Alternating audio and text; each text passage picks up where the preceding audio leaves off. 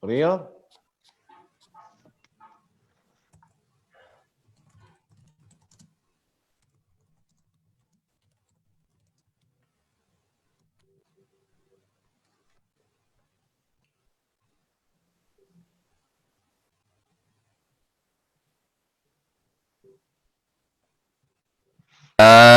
Baik, kita mulai ya. Tolong yang lain nanti interferen, tolong di-mute-kan. Tidak untuk teman-teman yang ada di ruang Zoom, tapi yang ada di kantor ini maksudnya biar tidak interferen. Atau kalau tidak mau interferen, tolong ini pakai headset.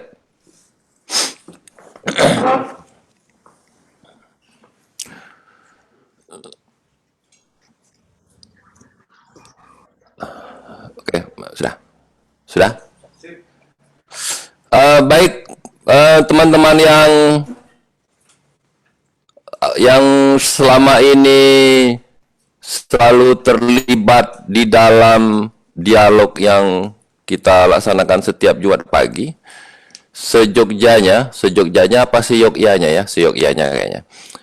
Seharusnya itu sesuai dengan jadwal, sebenarnya hari ini kita akan memulai di jam 9 pagi karena ada teman kita yang dari Bali gitu. Dan ini termasuk Indonesia bagian berbeda. Jadi waktu Indonesia bagian barat juga berbeda 1 jam sama kita kan. Jadi untuk menghormati itu kita menjalankannya di jam 9. Cuma ada biasa di Indonesia ini kan urusan koneksi internet kan selalu jadi persoalan gitu. Tidak persoalan di Bengkulu, ada persoalan di Jakarta gitu, ada persoalan di mana-mana. Tapi itu tidak mengurangi rencana kita gitu untuk melakukan dialog pada pagi hari ini. Nah, temanya adalah untuk teman-teman yang mantengin di Facebook. Temanya adalah kita mau melihat bagaimana cara pandang Hakim Agung, kan? Melihat apa dalam membaca, menganalisis, dan yang paling penting sebenarnya memutuskan dari perkara-perkara lingkungan itu yang mau kita lihat, kan? Karena banyak pengalaman-pengalaman yang kita peroleh itu perkara-perkara lingkungan itu kalah terus kan. Ya. Cuman ada berita baiknya juga, ada beberapa perkara lingkungan yang juga dimenangkan sebenarnya gitu. Nah, pada pagi hari ini ada teman kita dari Bali, itu ada Mbak Fani Primalirani. Sorry, aku agak beribet ngomong pagi ini mungkin karena belum ngopi jadi agak belum di. Ya, selamat pagi. Dia dari kawan-kawan dari LBH Bali yang selama ini menjadi kuasa hukumnya atau menemani warga Celukan Bawang dalam melakukan gugatan terhadap PLTU Celukan Bawang. Statusnya itu sekarang mereka sudah selesai di kasasi, kalah dan mereka lagi PK. Itu yang terjadi di Celukan Bawang. Ada teman dari Kalimantan Selatan, itu ada Rizky. Rizky, namamu ini Rizky Hidayat atau Taufik Rizky? Rizky Hidayat ya? Hidayat, Bang. Ya, di sana ada Rizky Hidayat. Dia ini dari Walhi Kalimantan Selatan. Nah, mereka baru memenangkan kasasi terkait dengan tambang yang ada di wilayah Meratus. Nanti dia akan cerita gitu. Nah, terus hadir juga ada temanku. Ini sebenarnya aku ini kan bukan moderator. Jadi untuk kawan-kawan yang mantengin udah aku bilang beberapa kali. Jadi saya ini bukan moderator di sini. Saya ini adalah tuan rumah. Jadi tuan rumah moderator itu kan agak beda tuh. Nah, dia biasanya gitu sebagai tuan rumah itu ada pembantunya. Nah, pada hari ini saya akan di-backup oleh 2 orang gitu. 2 orang yang akan mencoba membaca dan menganalisis bersama-sama terkait dengan apa yang akan disampaikan oleh kawan-kawan panelis. Satu dari Arif Yogiawan yang udah agak sering, kalau kawan-kawan di Facebooknya Kanopi dan YouTube-nya Kanopi itu udah agak sering, dia ini ku minta bantui dan harus membantu, tapi tidak boleh ditagih budinya gitu. Maksudnya budi baik dia tuh tidak boleh minta balasan sama aku gitu kan tuh. Karena nggak mungkin sanggup aku. Siap, siap, siap. Satu lagi ada Roni. Nah, Roni ini dia dari Auriga yang juga akan membackup atau melakukan analisis terkait dengan hasil dari pemaparan dari panelis nanti. Jadi ada 2 orang temanku. Satu lagi ada kawan Fitriansa. Nah, Fitriansa ini yang dalam kurun waktu 1 tahun ini itu menemani kita. Jadi menemani warga Teluk Sepang gitu melawan PLTU batubara di Teluk Sepang. Statusnya sekarang baru memasukkan memori kasasi dan kita sedang menunggu. Nah, menunggu tuh pekerjaan yang paling tidak enak. Saya berharap sebenarnya diskusi kita pada hari ini juga itu ada orang dari kantornya Mahkamah Agung yang juga melihat. Nah, kan kayak gitu. Jadi kalau misalnya ya mungkin penjaga kantornya nonton gitu kan, atau kalau hakimnya kan agak susah untuk nonton. Tapi ada orang-orang dari Mahkamah Agung yang melihat gitu dan mereka cukup tertarik untuk mendiskusikan ini. Karena yang sedang kita baca itu adalah mereka. Kita akan mencoba membaca mereka gitu. Jika belum ada kegiatan seperti ini yang dilakukan selama ini, maka kita adalah pionir. Tapi berharap kita tidak menjadi pionir kan, biar tidak dicari-cari. Saya pikir gitu. Nah, kita akan memulai dari Fani dulu karena waktu Indonesianya berbeda dengan kita gitu. Biar Fani bisa menceritakan kepada kita semua bagaimana realitas yang terjadi di sana, sedikit misalnya soal kasusnya gitu, sedikit soal kasusnya, terus bagaimana prosesi yang terjadi terkait dengan dokumen kasasinya gitu, terus argumentasi-argumentasi yang disampaikan oleh hakim, atau kau cerita apa sajalah terkait dengan bagaimana proses pengadilan yang mengalahkan kita. Kekalahan kawan-kawan di Cilokan Bawang itu menjadi kekalahan kita semua sebenarnya. Bukan cuma kekalahan kawan-kawan di Bali saja, tapi itu kekalahan kita semua. Silakan Fani. Ya, terima kasih Bang. Terima kasih Bang. Jadi saya mau cerita itu. Sebenarnya hari ini lagi berduka ya, karena kita dapat surat cinta dari Mahkamah Agung terkait dengan penolakan PK. Jadi sebenarnya yang menjadi gugatan, awalnya kita mengajukan gugatan terhadap surat izin yang dikeluarkan oleh Gubernur Bali, yaitu surat izin lingkungan. Jadi di sini ada yang menjadi objek gugatan itu adalah surat keputusan Gubernur Bali nomor 660.3 yang pada dasarnya itu izin lingkungan hidup pembangunan pembangkit listrik tenaga uap atau PLT Cilokan Bawang di Kecamatan Grogak, Kabupaten Buleleng tertanggal 28 April 2017 gitu. Jadi itu menjadi objek gugatannya. Dan di sini kenapa digugat? Sebenarnya ada beberapa hal yang menjadi catatan kenapa objek gugatan ini digugat. Yang pertama adalah pada dasarnya kan objek gugatan ini dianggap merugikan bagi masyarakat yang berada di sekitaran PLT Cilokan Bawang, termasuk juga di sini Greenpeace sebagai salah satu organisasi yang mengkampanyekan terkait dengan lingkungan. Nah, di sini gugatan itu diajukan tahun 2018. Jadi kita menggugat.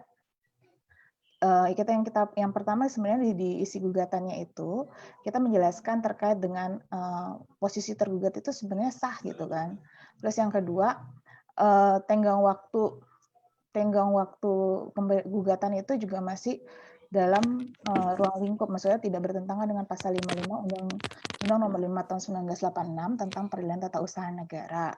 Jadi gugatan itu dapat diajukan dalam tenggang waktu 90 hari sejak diterimanya atau diumumkannya keputusan pejabat tata usaha negara, tapi di sini kan sejak diketahui gitu.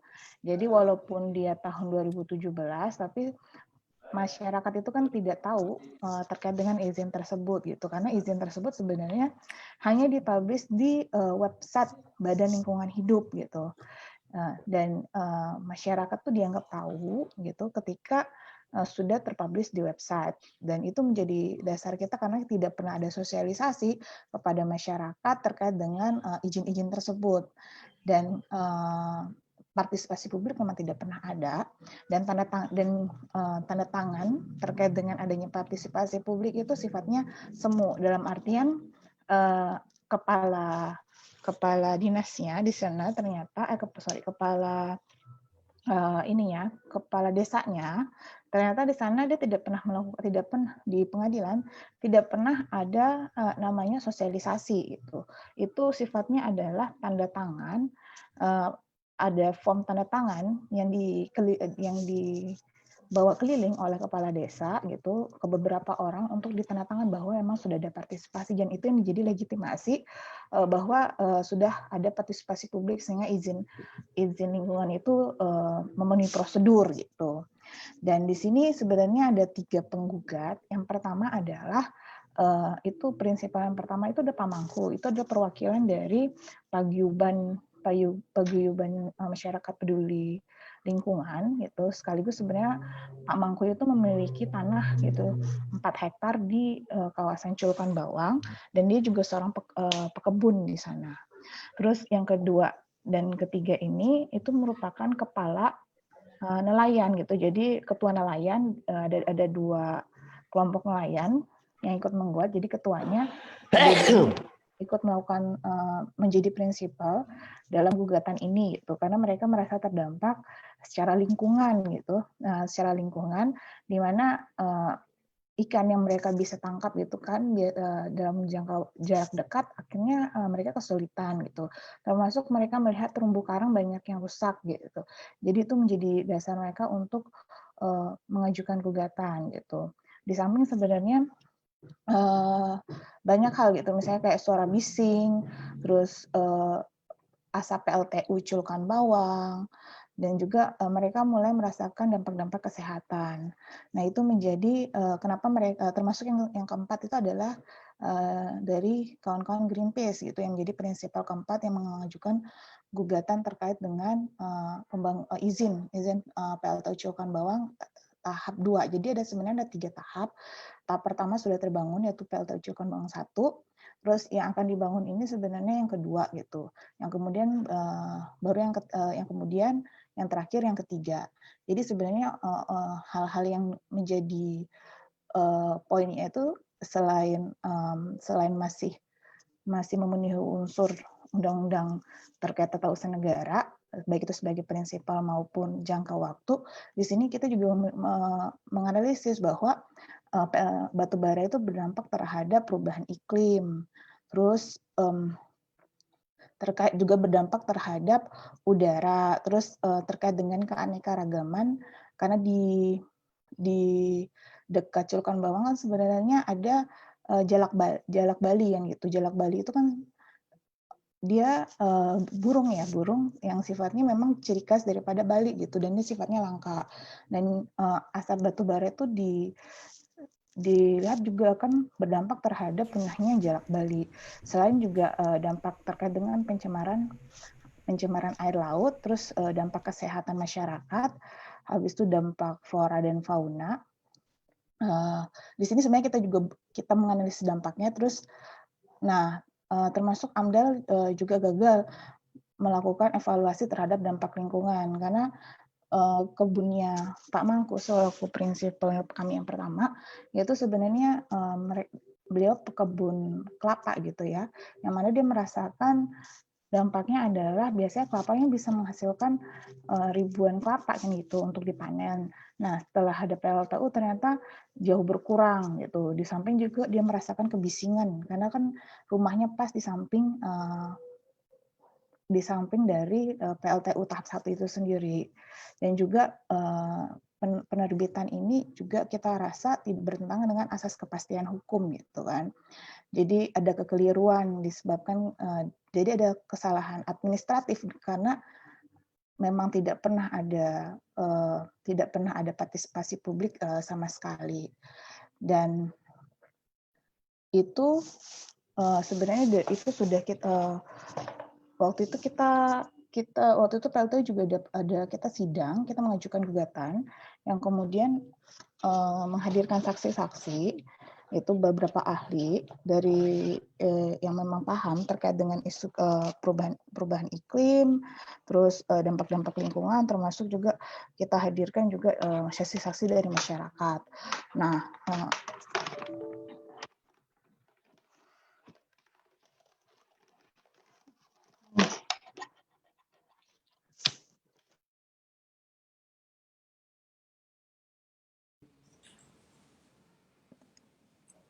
Aduh, kenapa ini Fanny-nya hilang? Kayaknya ini ada yang kesenggol di kakinya dan apa membuat dia keluar tidak sengaja di di diskusi yang sedang kita lakukan. Kita tunggu dulu sebentar apakah dia bisa masuk kembali atau tidak gitu. Sudah masuk?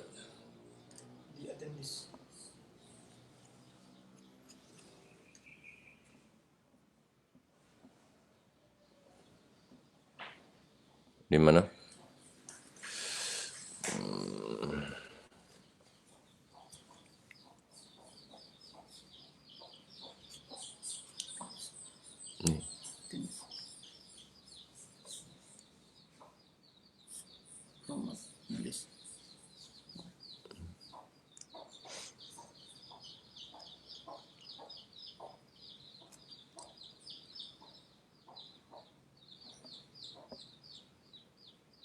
halo.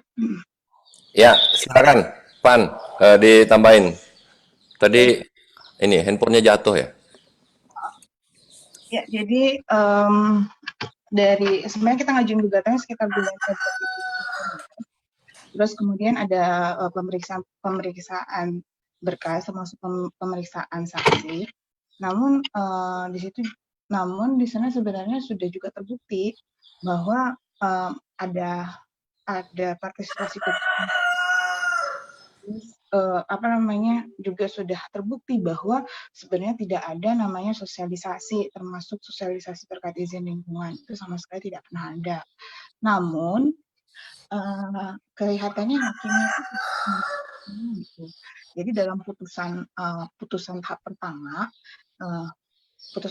itu ternyata hakim melihat bahwa gugatannya ini ternyata sudah lewat waktu gitu. Jadi dihitung sejak gugatan itu sejak izin itu diterbitkan di website BLH, Badan Lingkungan Hidup gitu. Padahal kalau kita lihat sebenarnya tidak semua masyarakat, bahkan prinsipal itu beberapa tidak punya HP canggih kan gitu, HP smartphone yang bisa buka-buka link website gitu kan. Dan juga siapa juga tahu ada link Badan Lingkungan Hidup gitu. Untuk masyarakat umum kan pasti tidak paham ada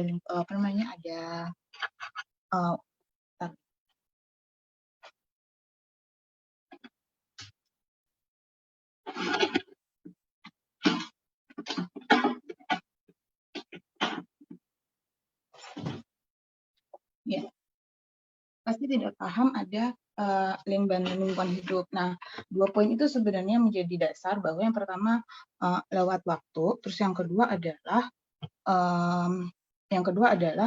mereka tidak terdampak, terus mereka tidak terdampak dari PLT Cukan Bawang gitu. Terus yang pertenggang waktu tidak terdampak, dan yang ketiga adalah dianggap sudah tahu gitu karena ketika sudah dipublis di website Badan Lingkungan Hidup. Jadi sesimpel itu hakim memutuskan untuk melakukan penolakan terhadap gugatan masyarakat gitu dengan banyaknya fakta-fakta yang disajikan di masyarakat. Terus yang kedua itu kita nggak putus asa juga gitu ya. Jadi kita mengajukan kembali banding, gitu. Bandingnya di Surabaya gitu. Nah sebenarnya ada kontradiktif juga gitu antara putusan banding yang di Surabaya sama sama yang di Denpasar gitu. Jadi Jadi dia menguatkan, tapi ada putusan tambahan yang dia tidak mengakui gitu.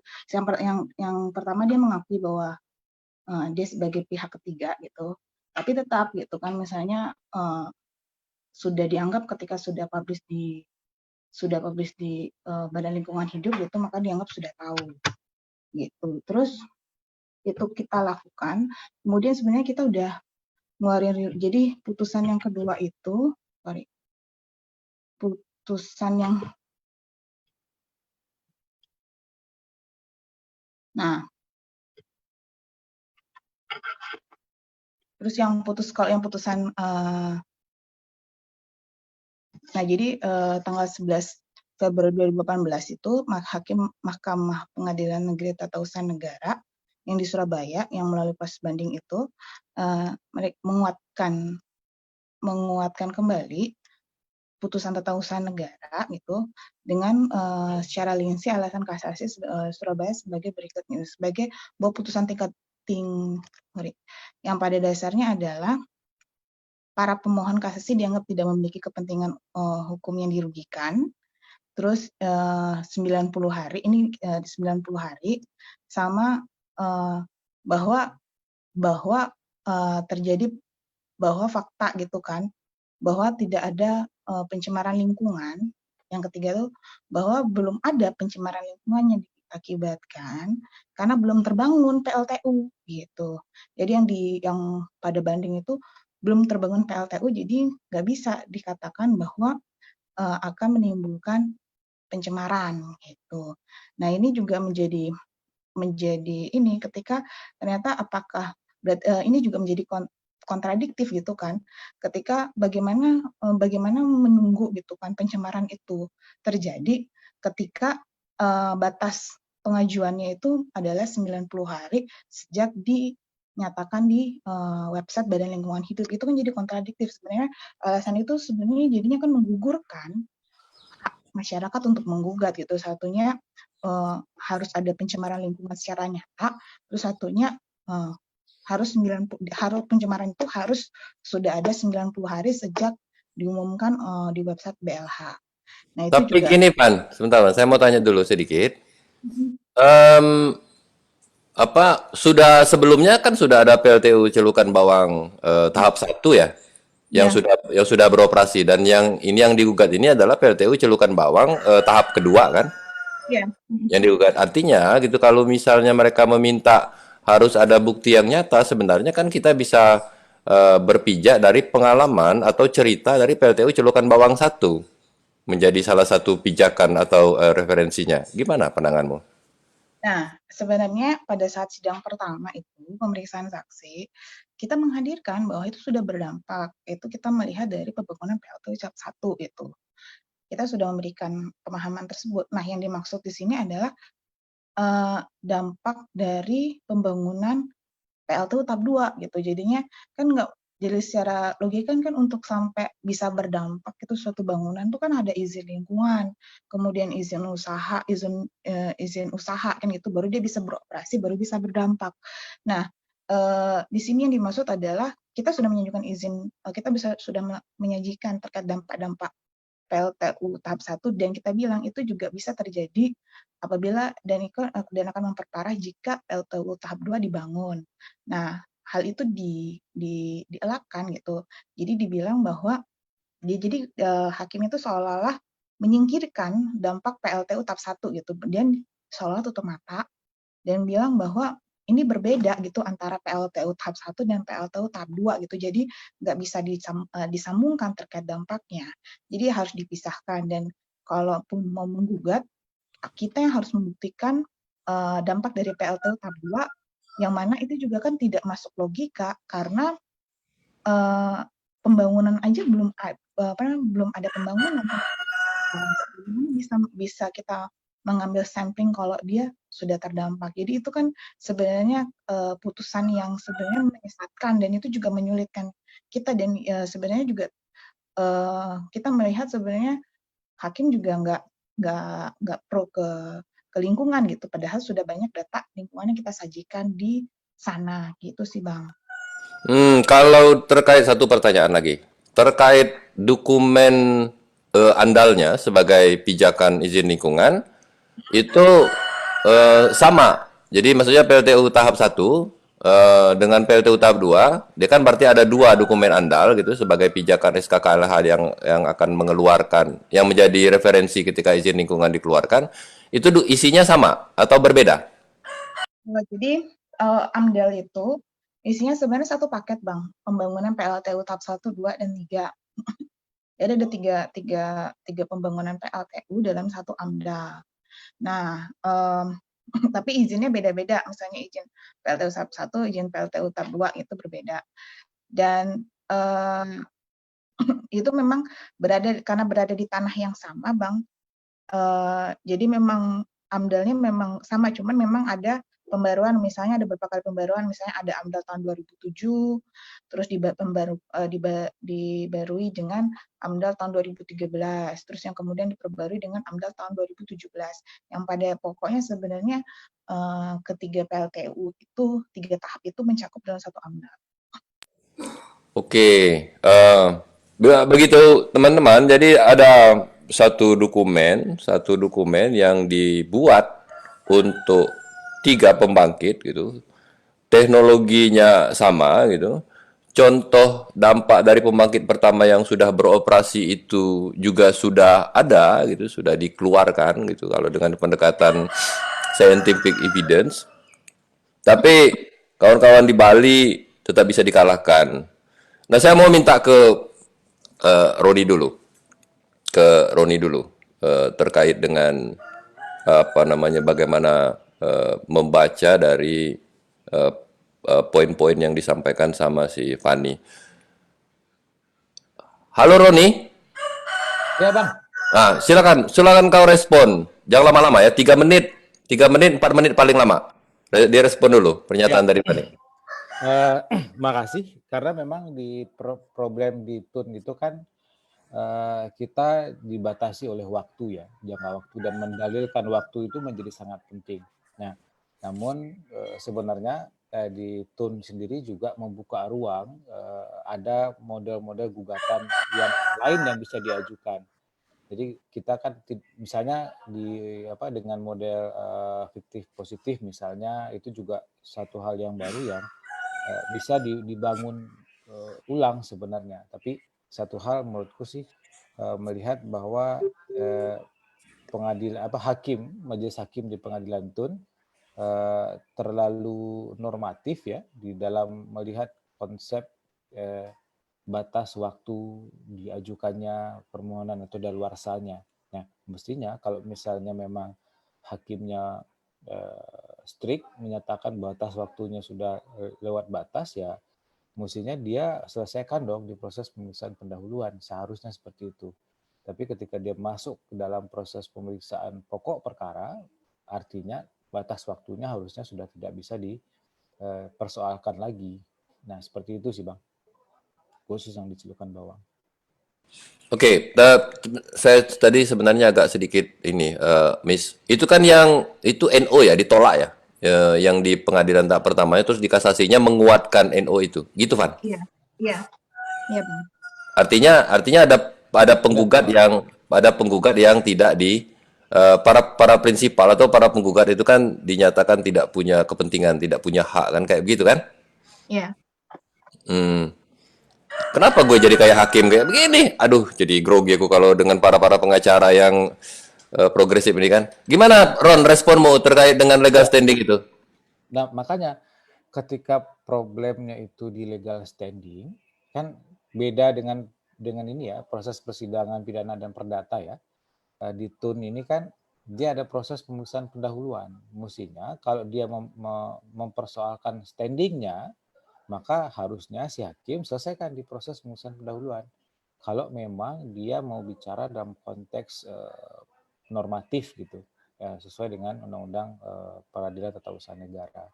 Nah, ketika dia masuk sampai pada proses pemeriksaan pokok perkara, lalu yang dipersoalkan itu satu standing, yang kedua batas waktu, maka kan ini menjadi sebuah pertanyaan. Artinya hakimnya sebenarnya juga ragu dalam memutuskan. bahwa dua hal ini tidak terpenuhi.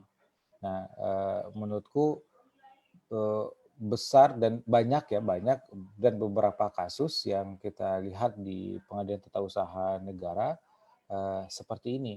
Padahal kan kalau misalnya dia mau serius bicara penegakan hukum secara normatif, ya selesaikan aja di proses pemeriksaan pendahuluan tanpa harus memperpanjang waktu sampai dengan pemeriksaan pokok perkara. Nah, sehingga problem legal standing itu selesai gitu.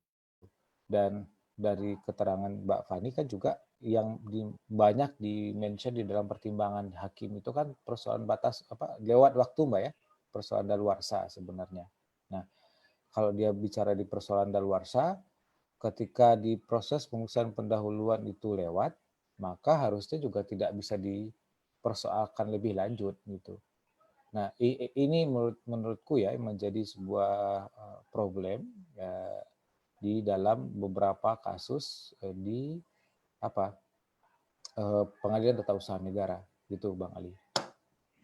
Baik, saya sudah menangkapnya dengan cukup baik dan kupikir teman-teman di Facebook juga sudah bisa menangkap pesannya. Artinya menurut pandangan dari Bung Roni, hal-hal yang bersifat formil kayak begini itu harusnya diselesaikan di putusan selah. Jadi dia misalnya mau dibilang kau itu batas waktumu tuh udah lewat, legal standingmu itu tidak tepat kan kayak gitu-gitu kan, karena Greenpeace udah lama di Jakarta gitu, ngapain pulang gugat-gugat di Bali kan kayak begitu. Itu yang informasi yang ku terima. Tapi aku butuh, bukan aku, kami dari dunia maya ini juga membutuhkan input dari dirimu itu, Arif Yogiawan. Silakan, Rit. Oke, thank you, Bung Ali. Jadi aku punya pengalaman nih agak melengkapi penjelasan Roni sebenarnya tentang batas waktu dan beberapa hal-hal yang sifatnya prosedural. Jadi di dalam tata usaha dalam sengketa tun itu kan ada masalah individual, final, konkret, terus kemudian ada masalah waktu yang 90 hari. Yang kemudian juga ada masalah legal standing, itu yang kemudian di dalam gugatan-gugatan tun sering kita bilang sebagai hal yang sifatnya formil. Nah, aku dulu pernah mengajukan satu gugatan, nah terus hakim mau menolak nih secara formil, tapi bagus. Bahkan sebelum pemeriksaan persiapan, jadi ada yang disebut dengan dismissal proses. Dismissal proses itu adalah satu proses yang dilakukan oleh ketua PTUN, Ketua Pengadilan Tata Usaha Negara, untuk melihat semua proses tersebut. Nah, terus kemudian dia mengeluarkan putusan tapi sifatnya penetapan.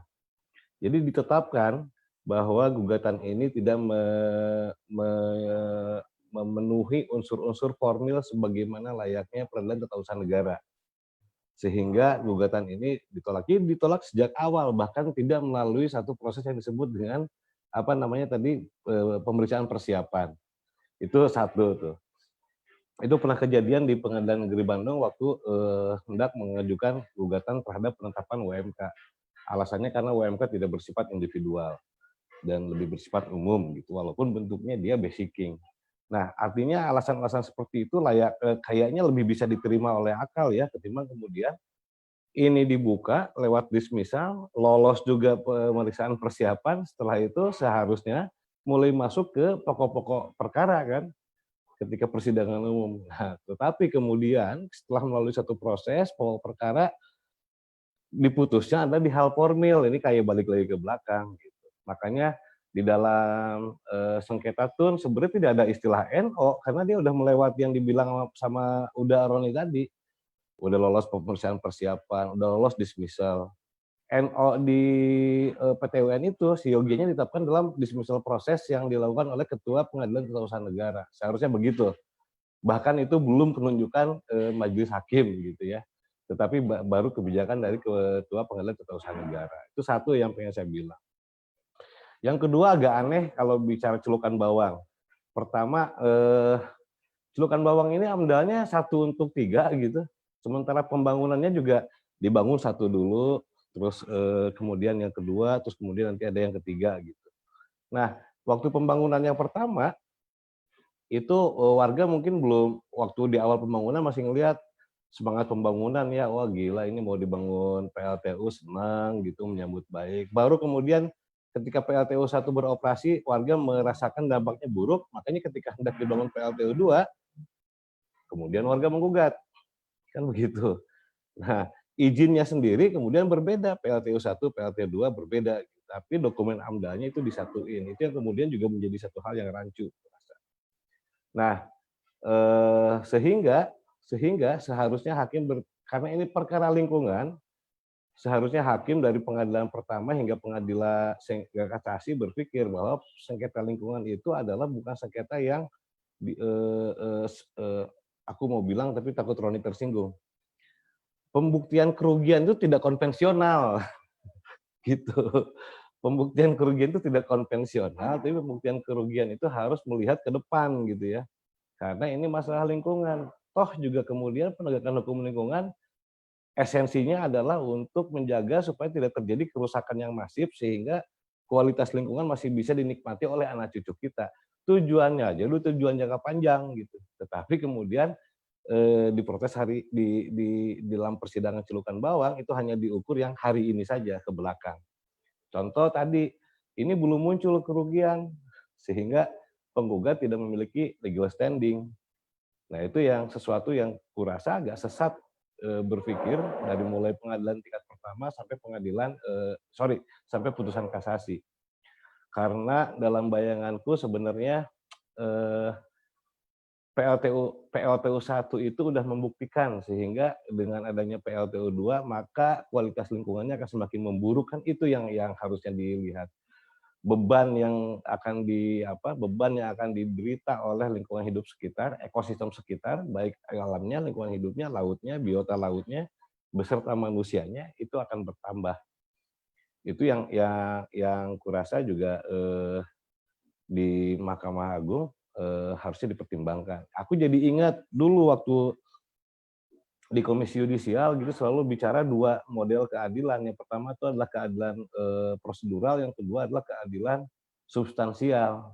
Jadi keadilan substansial ini akan bisa diperoleh kalau keadilan prosedural juga diperoleh. Faktanya ini secara prosedural juga tidak aktif, tidak ini gitu ya. Betul tadi yang dibilang Fani, bayangkan saja izinnya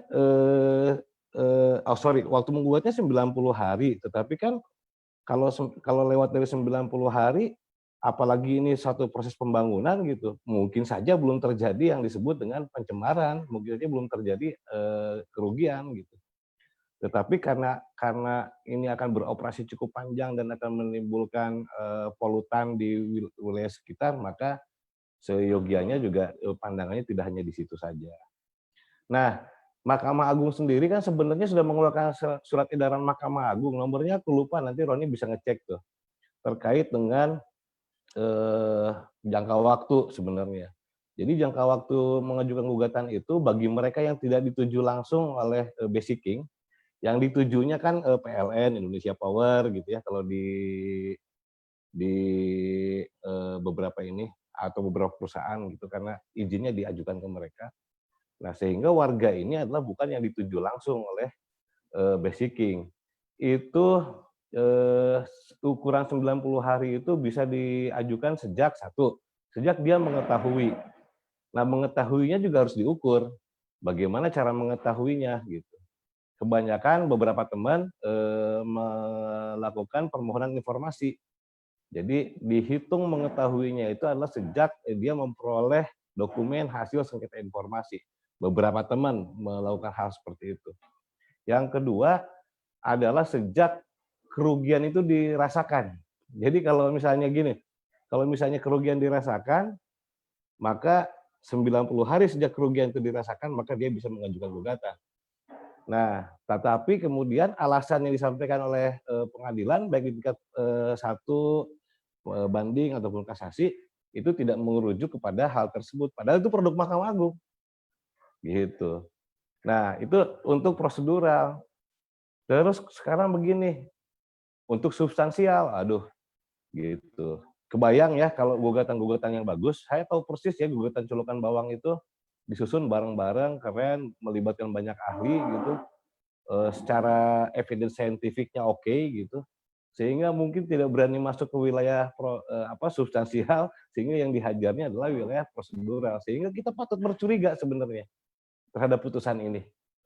Itu sih sementara, Bung Ali.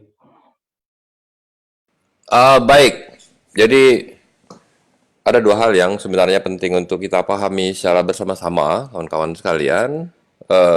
Ini persoalan prosedural dan persoalan material. Dan prosedural sebenarnya itu harus diselesaikan ketika proses dismisal atau di putusan selah dilaksanakan. Sehingga kalau itu udah kita dapatkan, tidak ada lagi kita mau ngomongin soal yang ini kurang perangko, yang ini tidak punya hak gugat gitu kan. Yang ini tidak ada perubahan atau cacat gitu. Harusnya itu bisa diselesaikan semua di putusan pendahulu atau putusan selah. Nah, dikuatkan juga sama Yogi, tapi kita kalau mau melihat fakta yang selama ini terjadi adalah orang memang akan cukup susah gitu untuk berani masuk dalam ruang-ruang yang lebih substansi gitu ya. Karena kenapa gitu? Nah, persoalan-persoalan yang berhubungan dengan lingkungan ini itu karena dirasakan setiap hari oleh kita, maka proses pembuktiannya itu bisa dilihat secara kasat mata. Jadi tidak mesti kita dipukul dan benjol dulu baru kita bilang ini loh dampaknya gitu. Ya kalau orang dipukul dan dia benjol itu bisa menjadi bukti dan itu disebut sebagai bukti yang bisa dipertanggungjawabkan atau bukti yang bisa dipertanggungjawabkan secara ilmiah. Nah, bahasa yang dalam sistem peradilan yang sering sekali kita dengar karena saya juga ngikutin sistem ini, orang bersidang itu disebut sebagai scientific evidence. Nah, belum lagi kan kejadian-kejadian di tempat yang lain. Tapi sekali lagi, hakim akan cukup kurang mau membahas hal-hal yang lebih substansi, tetapi malah lebih kuat gitu melihat hal-hal yang sifatnya formal atau sifatnya prosedural. Saya mau nanya ke Pit. Kau punya input, Pit, terkait dengan pemaparan dari kawan-kawan yang lain tadi, kawan-kawan Roni, kawan-kawan Pit, kawan-kawan Arif, sama kawan-kawan Fani. Silakan, Pit. Iya, Bang. Ya, silakan. Kau mau kasih input kah? Ya, sorry ini videonya mungkin nggak bisa ditampilkan soal sinyal ini, Bang. Nasib kita sama, sama-sama tinggal di Bengkulu kayak begitu memang. Ya. Silakan. Nah, sebenarnya apa disampaikan kawan-kawan tadi tidak jauh berbeda lah yang terjadi di Sepang hari ini. Memang sejak awal soal prosedur yang menjadi titik masuknya, mulai dari soal tata ruang yang dikangkangi, kemudian prosedur pembahasan AMDAL yang tidak sesuai dengan prosedur, tiba-tiba keluar layak lingkungan. Pikir kami juga banyak belajar dari kawan-kawan di Bali, kemudian di Cirebon, kemudian di satu lagi apa? PTU Indramayu. Nah, cuma persoalannya hari ini kalau di Bengkulu ini ada hal yang berbeda karena ada regulasi PP 24 yang kemudian ini menjadi hal baru. Agak susah juga ketika kita perdebatannya soal kewenangan. Memang di dismisal dalam perkara PLTU Teluk Sepang itu hampir menghabiskan persidangan 30 hari. Jadi maksimal waktu dismisal kita pergunakan itu perdebatannya soal apakah OSS punya kewenangan dalam menerbitkan izin lingkungan. Nah, itu perdebatannya cukup panjang. Mungkin Bang Ali juga mengikuti prosesnya sejak awal. Nah, kalau putusan 3 pertamanya, nah ini berbeda dengan Bali. Kalau Bali itu dia NO, kalau saya tidak salah. Kalau di Bengkulu ini ditolak, tidak diterima. Nah, ini mungkin juga tidak bisa menjadi jurispruden untuk Bali, walaupun objeknya sama, izin lingkungan. Cuman aturan yang digunakan mungkin sedikit berbeda karena ada PP 24 di situ. Nah, kita sudah mengantisipasi sejak awal. Kalau kita kurang pihak, biasanya dalam proses persidangan putusannya bisa kita tebak pasti NO. Nah, dalam perkara Teluk Sepang ini agak berbeda. Malah majelis hakim beranggapan kita melebihkan para pihak. Karena OSS dalam putusan tingkat pertama dikeluarkan sebagai tergugat 2. Nah, ini menjadi pertimbangan hakim, kemudian menolak gugatan yang kita ajukan. Nah, kalau soal substansi, saya pikir hampir sama itu Bang Ali. Di mana-mana soal PLTU, kita siap bertempur soal substansi, tapi lagi-lagi pengadilan cara pandangnya cukup berbeda. Kalau di Teluk Sepang itu dia menggagalkan gugatan kita dengan menolak soal legal standing. Nah, artinya belum masuk ke substansi kita sudah dimentahkan. Saya pikir itu untuk pengantarnya, Bang Ali.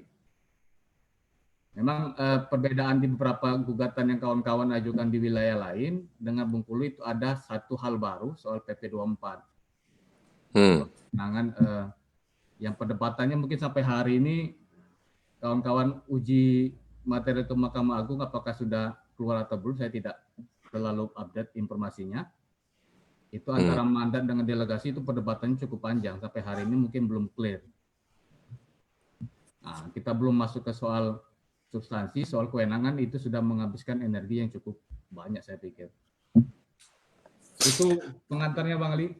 Baik, terima kasih Pit. Jadi gini, kalau yang kawan-kawan di Bali itu NO gitu, maka kalau yang kita di Bengkulu itu penggugatnya ditolak. Jadi mereka bilang kita tidak punya hak untuk menggugat kan kayak begitu. Nah, kalau kawan-kawan di Bali kan ada hal-hal yang sifatnya prosedural, misalnya udah kelewatan waktu gitu-gitulah dibuatnya. Nah, di kita semuanya itu di Bengkulu maksud saya, itu semua prosedurnya itu udah kita susun. Udah kita susun secara baik, memang tidak ada ruang kalau mereka mau bilang NO di kita gitu kan. Jadi pendekatannya mulai dari surat, kita masukkan tanggal berapa, kita punya ekspedisi surat gitu kan. Kita meminta izin lingkungan, tanggal berapa, kita dapat tanggal berapa, semuanya itu kita buat secara sistematis. Jadi tidak ada peluang memang mereka mau bilang, oh ini NO gitu kan. Tapi ini apa, mereka tetap aja kalah gitu, dikalahkan, dibilang kita tidak punya hak untuk menggugat gitu kan. Padahal kalau untuk teman-teman ketahui misalnya salah satu penggugat itu adalah orang yang sudah berusia 78 tahun, ya kan? Dan itu masuk dalam kelompok rentan gitu, kelompok yang punya potensi risiko lingkungan, dampak lingkungan lebih besar. Itu yang coba kita munculkan kuat-kuat gitu kan. Nah, belum lagi ada nelayan yang akan nelayan yang akan menerima dampaknya. Sorry, ini saya mendapatkan gangguan dari ada interference di handphone di laptop ini. Dan masih banyak hal sebenarnya yang membuat sebenarnya kita tidak punya ruang juga untuk dikalahkan. Kalau misalnya dikalahkan orang umur 78 sakit-sakitan dibilang orang itu tidak punya hak untuk menggugat karena dampak lingkungan, agak membingungkan. Sementara di negara ini kan disebutkan kelompok-kelompok rentan itu adalah anak-anak, orang tua, dan kelompok disabilitas. Itu kan disebutkan. Tapi kita tetap dikalahkan. Nah, saya mau lihat dulu kenapa kawan-kawan di Kalimantan Selatan bisa dimenangkan. Jadi kalau Bali dikalahkan, Bengkulu dikalahkan, tapi teman-teman Kalimantan malah dimenangkan. Nah, kita mau dengar dulu gimana nih. Silakan Rizky Hidayat. Oke, makasih Bang Ali. Oke, selamat siang kawan-kawan semua. Jadi saya coba sedikit cerita bagaimana gugatan di Kalimantan Selatan ya. Jadi gugatan itu dilakukan oleh kawan-kawan Walhi yang juga tergabung dalam gerakan Save 100 ya.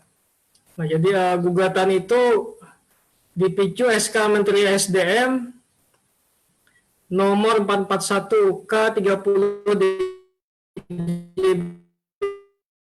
tahun 2017 yang dikeluarkan Desember 2017. Nah, isinya itu tentang penyesuaian tahap kegiatan perjanjian karya pengusahaan batubara PKP 2B PT Mantimin Coal Mining menjadi kegiatan operasi produksi. Nah, jadi SK izinnya itu seluas 5.908 hektar, ada di 3 kabupaten di Kalsel ya, di Kabupaten Tabalong, Kabupaten Balangan, dan Hulu Sungai Tengah. Nah, Jadi wilayah SK ini sebenarnya dia berada di kawasan hutan, pegunungan kars gitu ya. Terus ada juga di lahan pertanian, kemudian ada juga di wilayah masyarakat adat Pegunungan Meratus. Nah, jadi menurut data yang kita olah, 56% izinnya itu yang ada di Kabupaten Hulu Sungai Tengah itu di kawasan kars. Terus dari 2 km dari izin itu di bagian hilir itu ada bendungan, ada bendung Batang Alai namanya, itu yang fungsinya untuk mengairi irigasi pertanian seluas 8.000 hektar. Nah, dia juga satu-satunya tuh sumber air minum dari sungai itu untuk memenuhi kebutuhan PDAM di Hulu Sungai Tengah. Nah, itu data-data yang kita olah dan itu yang akan terdampak ya. Jadi ya sama aja tadi seperti yang dikatakan Fani di Cilukan Bawang tadi, ini memang belum terlihat dampaknya. Cuma kita menyajikan ini loh yang akan terdampak kalau nanti udah ditambang, udah beroperasi. Nah itu, nah kemudian kita baru mengetahui gugatan itu di tanggal 11 Januari, baru mengetahui SK itu keluar. Nah sehingga menurut metode perhitungan berdasarkan pengetahuan itu masih masuk dalam tenggang waktu 90 hari. Nah, jadi kita masih bisa melakukan gugatan pada waktu itu. Nah, kemudian di 28 Februari 2018, nah Walhi mendapatkan mandat untuk menggugat ya. Jadi yang digugat itu objek gugatan perkara tunnya SKSDM. Kalau menurut yang nyusun gugatan, objek gugatannya itu udah betul ya keputusan tun yang konkret, individual dan final, dan kedudukan tergugat juga udah jelas tuh. Nah terus PT MCM itu adalah tergugat intervensinya. Nah kemudian objek gugatannya itu kalau kita lihat itu bertentangan dengan banyak peraturan perundang-undangan yang berlaku ya, salah satunya tadi tentang tata ruang nasional. Untuk kawasan lindung geologi misalnya, karena di sana ada kawasan bentang alam kars yang memiliki keunikan bentang alam ya sesuai dengan undang-undang juga.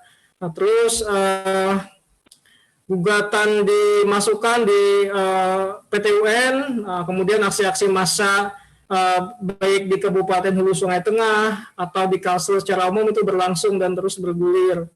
Nah, banyak aksi-aksi kreatif yang dilakukan ya.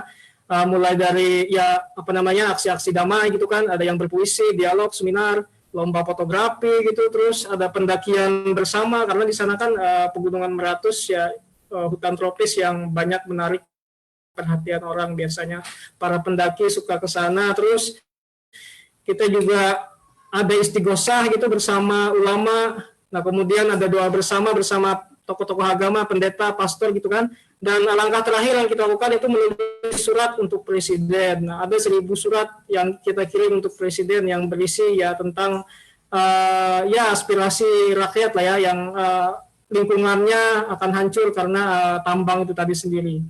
Nah, kemudian di 13 Juli itu 2018, nah dilakukan pemeriksaan setempat. Jadi gugatan kita itu diterima. Nah, kemudian pada 13 Juli dilakukan pemeriksaan setempat. Jadi hakim itu dihadiri 3 hakim dari PT UN Jakarta dan 1 penitera. Sidangnya di lapangan itu di pinggir sungai, tepat di tengah-tengah izin PKP 2B PT MCM ini. Jadi hakim itu sudah menyaksikan tuh, melihat hutan, melihat kawasan kars, melihat sungai yang menjadi mata air warga. Hakim juga berbicara dengan warga. Nah, dan tergugat dari SDM dan PT Mantinggi Kelma ini tidak hadir dalam sidang ini. Jadi cuma penggugat sama hakim yang datang. Nah, terus setelah itu ya aksi-aksi masih bergulir, banyak aksi di mana-mana, banyak doa bertebaran juga.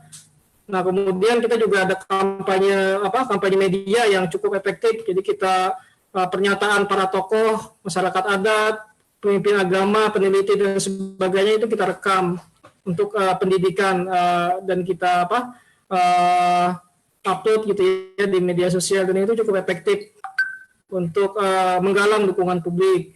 Nah, kemudian 8 bulan kemudian putusan NO. Nah, PT UN itu memutuskan NO. Ya nanti NO ya nanti Kang Arif Yogi yang menjelaskan tuh. Ya kurang lebih aja tadi kayak yang disampaikan Vina tadi, ya gugatan diterima, udah diobok-obok gitu kan, diperiksa nih barang kan, ya ternyata dibilang NO, dibilang salah kamar kita. Aduh gimana nih si hakim ini kan. Nah terus ya kita konsolidasi, kemudian 14 November 2018, nah kita banding di PT Tun. Nah di sini nggak banyak yang bisa kita lakukan ya untuk memantau sidang. Ya paling kita sesekali lah aksi di luar sidang gitu kan. Nah kemudian pada 14 Maret 2019, ini udah tahun berikutnya, ternyata PT Tun juga menguatkan putusan PT UN. Nah artinya kita kalah lagi nih. Nah kemudian 1 bulan berikutnya di 15 April 2019 kita mengajukan kasasi DMA. Nah lalu di 15 Oktober 2019 ini ada keajaiban dunia nih. Ternyata Mahkamah Agung memutuskan mengabulkan kasasi kita. Jadi bunyi putusannya itu kabul kasasi batal judek fakti adili sendiri. Nah objek sengketanya yaitu SKSDM tadi itu dibatalkan kan, artinya kemudian seluruh gugatan kita dikabulkan. Terus judek fakti yang mungkin artinya putusan pengadilan sebelumnya PT Tun dan PT UN juga dibatalkan. Nah gugatan dikabulkan ya artinya kan objek sengketa kita tuh SK tadi ya dibatalkan. Nah tapi sampai sekarang ya udah hampir setahun juga ini belum ada juga nih eksekusinya nih bagi yang dimandatkan untuk mengadili sendiri nih. Jadi nggak ada nih sampai sekarang, nggak ada juga nih kabar SK-nya itu dicabut atau belum. Nah jadi begitu gambaran singkatnya. Jadi kita udah sampai di pengadilan tingkat 2 ya, sampai di PT UN, PT Tun dan sampai kasasi juga di MA. Dan kita juga merasa bersyukur juga MA itu memutuskan mengabulkan kasasi ya, walaupun sampai sekarang belum ada juga eksekusinya kan. Nah sementara di masyarakat, di lapangan, di Kalsel itu aksi-aksi terus dilakukan nih untuk mengawal hasil gugatan ini. Jadi itu dulu Bang Ali, terima kasih kesempatannya. Saya balikin nih ke Bang Ali nih. Baik, berarti di tahap 1, tahap 2 atau pengadilan tata usaha negara tingkat pertama dan pengadilan tinggi itu nasibnya kurang lebih sama kayak kita kan. NO juga, NO kalau kita ditolak. Jadi yang pertama dan kedua kita udah ditolak, Bali itu NO tahap 1, tahap kedua. Poin apa sebenarnya yang membuat kalian bisa dimenangkan dengan bahasa keajaiban tadi? Bukan, saya tidak mau menggunakan kata kalian. Poin apa yang membuat kita bisa dimenangkan dengan katamu keajaiban tadi? Silakan. Iya, yang ini menurut kami di sini ya, saya kira aksi-aksi di lapangan itu didengar oleh Hakim Agung ya.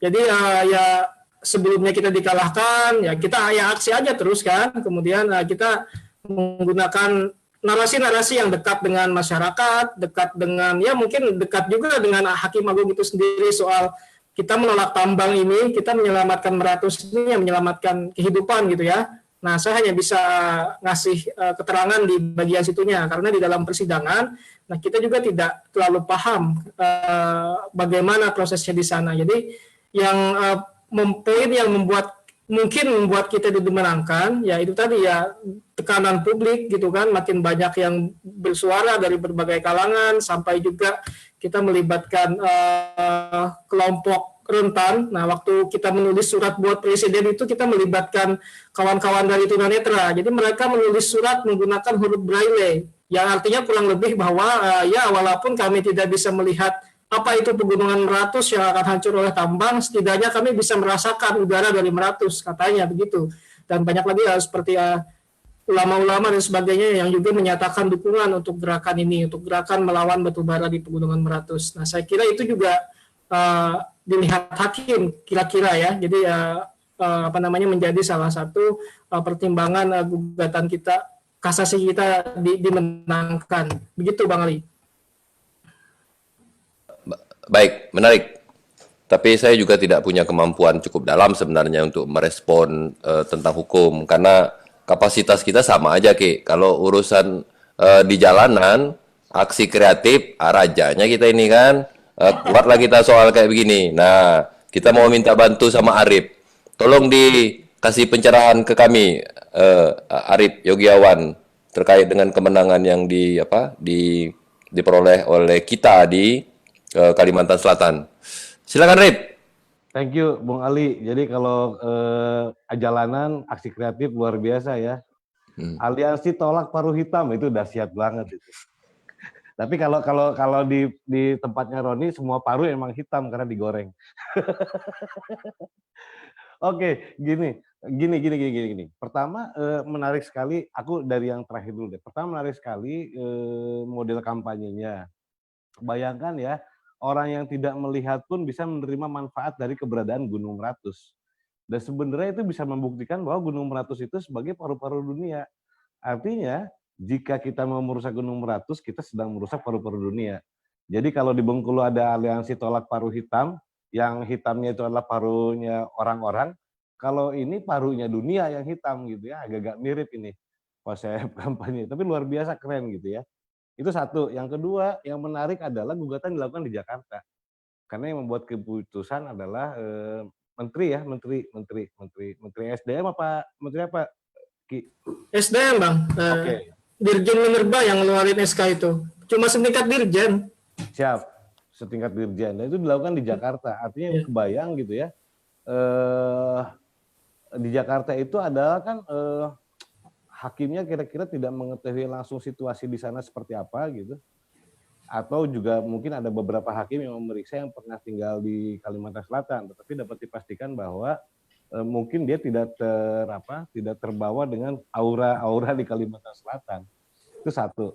Tetapi mungkin pengetahuan itu akan jadi ini juga, akan jadi bermakna juga gitu. Yang kedua aksi kreatif dan lain sebagainya. Sempat ada pemeriksaan setempat. Yang gua bayangkan adalah betapa mahalnya persidangan itu. Ya, betapa mahalnya persidangan itu. Bayangkan ya. Biasanya pemeriksaan setempat itu pembiayaannya diserahkan kepada para pihak. Kalau misalnya pihak tergugat bilang nggak mau, gue nggak mau kebiayain. Ya penggugat mau nggak mau merogoh kocek ya, dari mulai pesawat hakim, panitra, dia nginep di hotel apa di mana di Kalimantan Selatan, di Banjarmasin. Gila. Gue masih gini loh, bayang itu adalah persidangan yang sangat mahal. Di samping juga teman-teman juga harus memobilisasi diri ke Jakarta gitu. Nah itu dua, sehingga bersyukur kalau kemudian kita dimenangkan di perkara ini Pak di fase-fase akhir. Cuma yang pengen gue bilang begini, ada problem nih dalam sistem hukum kita sebenarnya. Peradilan administratif itu orang melihatnya ya administratif, di mana-mana administratif selalu dipandang sepele misalnya. Ada orang salah bikin akte kelahiran, ada orang salah bikin akte nikah, akte kematian, dan lain-lain. Sehingga sesimpel itu dianggap remeh gitu ya. Dalam perkembangannya, kemudian hal administratif juga ternyata itu menyangkut hal yang sangat substansial. Misalnya salah dalam menerbitkan sertifikat hak milik sehingga ada banyak sertifikat ganda gitu. Dan terakhir yang paling mutakhir sekarang adalah perizinan-perizinan. Jadi perizinan-perizinan yang berdampak langsung terhadap penghancuran ruang hidup itu kadang-kadang di balik hal-hal yang sifatnya substansial ada satu hal yang sering dianggap cuma administratif gitu ya, selembar surat perizinan. Nah, oleh karena itu maka karena sifatnya ini peradilan administratif, seringkali kemudian si hakim-hakim itu hanya memeriksa hal-hal yang sifatnya administratif. Tidak mencoba untuk masuk ke dalam hal-hal yang jauh lebih substansial gitu. Kadang-kadang aku bisa menduga-duga lah ya, walaupun belum baca itu. Kenapa di NO yang di Kalimantan? Karena dipandang bahwa ini bukan ranah PT UN untuk memeriksa.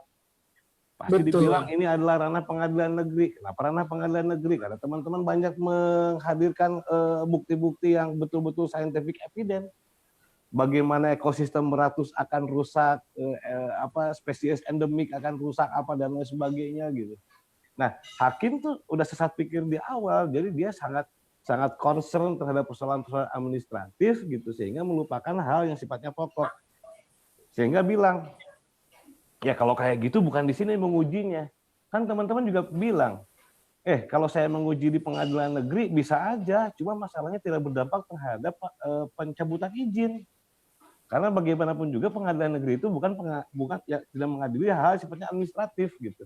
Jadi ada wilayah kewenangan yang menurutku juga ini harus dipertegas ke depan gitu ya, antara pengadilan negeri betul itu administratif, tapi juga administratif juga sekarang ya administratif itu adalah di permukaan aja, tapi di baliknya adalah masalah perusakan ruang hidup, masalah yang sangat substansial dan lain sebagainya. Yang kemudian orang juga cuma tidak mau masuk ke hal yang lebih dalam gitu, hanya ketimbang hal-hal yang sifatnya administratif. Itu satu. Nah, yang kedua sebenarnya, yang ketiga sebenarnya kalau di PT-UN itu kalau kita mau menggugat ya sebenarnya cukup menggugat yang punya izin, yang mengeluarkan izin sebenarnya. Jadi kalaupun misalnya katakanlah si PT NCM itu tidak mau jadi tergugat juga nggak apa-apa gitu. Cuman hakim berkewajiban untuk mengundang kepada orang yang akan terdampak langsung oleh keputusannya. Diundanglah si MCM, ditanyalah apakah mau terlibat dalam gugatan ini. Kalau dia menyatakan mau terlibat, maka ditetapkanlah dia sebagai tergugat intervensi, kan begitu. Nah, yang agak aneh memang setelah ada PPOSS. Ini pertama kali sengketa TUN dengan melibatkan OSS di Teluk Sepang sebenarnya. Jadi kan kalau dulu sebelum ada kisru-kisru OSS nih, izin, kita tinggal gugat aja yang ngeluarin izin. Kalau yang ngeluarin izin gubernur, tinggal gugat gubernurnya. Tinggal dibaca kewenangannya. Sebenarnya pengeluaran izinnya udah kewenangan gubernur atau tidak. Kalau kewenangan kan sederhana aja, tinggal membaca apakah sumber kewenangannya delegasi, ya kan, atribusi atau apa gitu. Lupa satu lagi, nanti Roni bisa menjelaskan. Sesimpel itu. Nah, baru kemudian nanti ada gimana? Mandatori. Delegasi, mandatori sama atribusi. Tinggal baca yang 3 itu aja, ya kan. Terus kemudian apakah yang Anda tangan di surat itu sudah sesuai dengan 3 kategori itu? Selesai itu, semudah itu. Tapi itu lagi-lagi itu sebenarnya adalah persoalan-persoalan yang sifatnya sangat administratif gitu. Lagi-lagi gitu. Nah, kelemahan yang harus didobrak sebenarnya adalah ya pengadilan administratif juga harus berani sebenarnya untuk memeriksa hal-hal yang sifatnya substansial. Bukan apa-apa, karena di dalam mekanisme pengadilan lain pencabutan izin itu hanya di PT-UN, hanya di peradilan administrasi. Gitu. Jadi kalau pengadilan administrasi pun kemudian membatasi gugatan, tidak boleh masuk ke hal-hal yang sifatnya di luar dia susah. Karena kan saling berkaitan gitu. Toh tetap ujungnya putusannya adalah berkaitan dengan masalah administrasi. Jadi bayangan saya sih seharusnya Mahkamah Agung juga mulai memperbanyak hakim-hakim lingkungan, karena apalagi semenjak Omnibus Law nanti gitu ya, Undang-Undang Minerba disahkan, nanti ada Omnibus Law apa dan lain sebagainya, sengketa lingkungan akan banyak. Dan ini kemudian harusnya jadi benteng pertahanan rakyat yang terakhir. Kalau memang misalnya tidak memperbanyak hakim lingkungan dan lain sebagainya, repot. Masa depan lingkungan hidup kita repot. Itu sih. Baik, ya, aku udah nangkap poinnya yang kau sampaikan. Tapi perlu pendalaman sedikit dari Roni terkait dengan mereka dikalahkan 1-2 dan dimenangkan di kasasi dengan biaya yang kalau bahasa Arif tadi itu yang biaya yang pasti akan luar biasa dikeluarkan oleh Walhi Kalimantan Selatan sebagai penggugat. Itu direkturnya udah kurus kering tuh kayaknya mau ngurusin gugatan ini. Silakan Ron. Oke, terima kasih Bang. Tadi Aldi lebih banyak bicara dalam konteks sosiologisnya. Aku coba masuk agak sedikit normatif ya, karena dari putusan Mahkamah Agung sebenarnya kan dia menegaskan bahwa keputusan penyesuaian tahap kegiatan PKP2B itu merupakan bagian dari kebijakan yang dikeluarkan oleh pejabat tata usaha negara. Nah, sehingga dia menjadi kewenangan absolut yang dimiliki oleh PT-UN. Nah, itu poin pertama yang ditegaskan oleh si hakim di Mahkamah Agung. Dan kalau kita misalnya merujuk ke Undang-Undang PT-UN, clear gitu bahwa keputusan PT-UN itu sengketa PT-UN itu terkait dengan keputusan yang dikeluarkan oleh si pejabat gitu, lalu ada kerugian, dapat menimbulkan kerugian. Keputusannya itu bisa dalam bentuk keputusan yang tertulis, bahkan juga bisa dalam bentuk memo. Asalkan memo itu memiliki dampak hukum. Artinya itu bisa menjadi objek dari PT-UN. Satu. Nah, yang kedua, yang menarik adalah di halaman berapa ini? Putusan dari PT-UN dari Mahkamah Agung ini adalah di halaman 5 ya, dari 9 halaman adalah pertimbangan yang menyatakan areal tambang PT MCM atau tergugat 2 intervensi itu berada di kawasan KARS yang merupakan kawasan lindung geologi yang apabila kawasan tersebut dieksploitasi maka berpotensi merusak lingkungan. Nah, ini yang menjadi stressing point-nya setelah kita melihat ada keputusannya benar, yang kedua kerugiannya. Ketika dieksploitasi, maka akan muncul dampak yang dapat merusak lingkungan. Apa saja dampaknya? Misalnya akuifer air, karena dia menjadi sebagai penampung dan penyalur air bagi wilayah sekitarnya. Poin-poin ini yang menjadi stressing dari si putusan Mahkamah Agung ini yang akhirnya menerima gugatan dari teman-teman walhi. Nah, menurutku di situ. Tapi yang menjadi menarik adalah kalau misalnya aku boleh agak mencontohkan di kasus di Bengkulu, ini aku tidak mau juga nanti malah dianggap melecehkan hakim. Karena logikanya ketika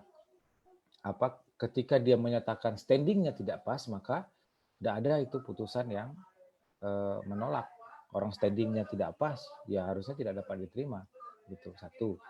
Yang kedua, di dalam pertimbangannya, dia itu kan merujuk ke Peraturan Mahkamah Agung nomor 36 tahun 2013.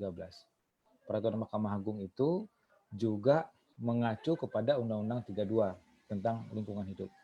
Nah, bicara tentang kerugian dalam elemen yang harus ada dalam putusan Tata Negara, di dalam Undang-Undang 32 itu dia merujuk bahwa elemen kerugian itu bisa dalam bentuk potensi. Potensi itu artinya sesuatu yang bisa saja terjadi dan bisa juga tidak terjadi. Nah, sayangnya, lucunya adalah ketika dia bikin pertimbangan ada ahli yang diambil keterangan, lalu ada saksi-saksi yang diambil keterangan, apakah selama ini ada kerugian? Nah, orang belum dibangun ya tentu kerugiannya tidak ada, tapi dampak dari kerugian itu pasti ada gitu. Nah, ini yang menjadi lucu dari putusan PT-UN-nya. Aku belum baca putusan dibandingnya. Jadi dia menyatakan standingnya tidak diterima, lalu di pokok perkara itu harusnya standingnya itu tidak ada, lalu di pokok perkara itu harusnya dia sebutkan gugatannya tidak dapat diterima. Nah, kenapa dia tidak dapat diterima? Karena menurut hakim dampaknya itu belum ada. Ketika dampaknya belum ada, berarti putusan itu dianggap belum ada, gitu. Jadi jangka waktunya itu masih berjalan seharusnya. Nah, ini menjadi salah satu catatan keanehan. Makanya aku bilang kalau nanti di-mention ke situ hakimnya marah kan bisa juga kita nanti dilaporkan pencemaran nama baik. Kan tidak enak juga kita kan. Jadi ini satu putusan contempt of court, apalagi juga masih dalam proses pengajuan kasasi kan.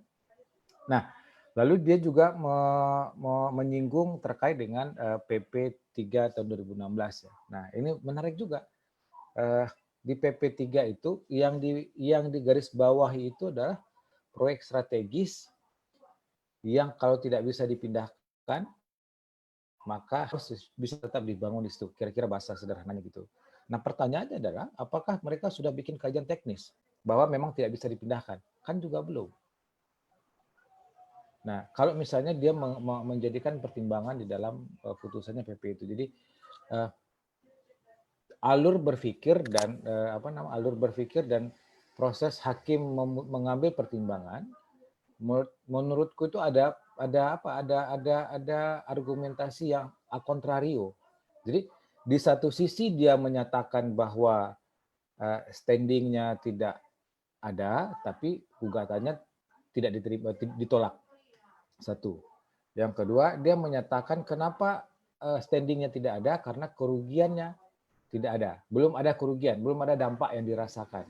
Ketika dampak yang dirasakan belum ada, ya jangan ditolak dong. Mestinya tidak dapat diterima. Gitu. Jadi logika yang dibangun itu menjadi problem. Padahal di bagian di halaman berapa tadi saya lupa.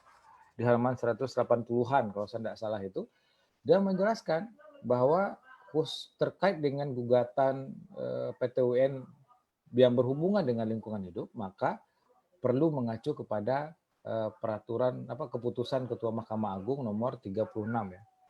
Ya, nomor 36 tahun 2013. Nah, Bung Ali boleh nanya ke Roni nggak? Ini ada yang menarik soalnya.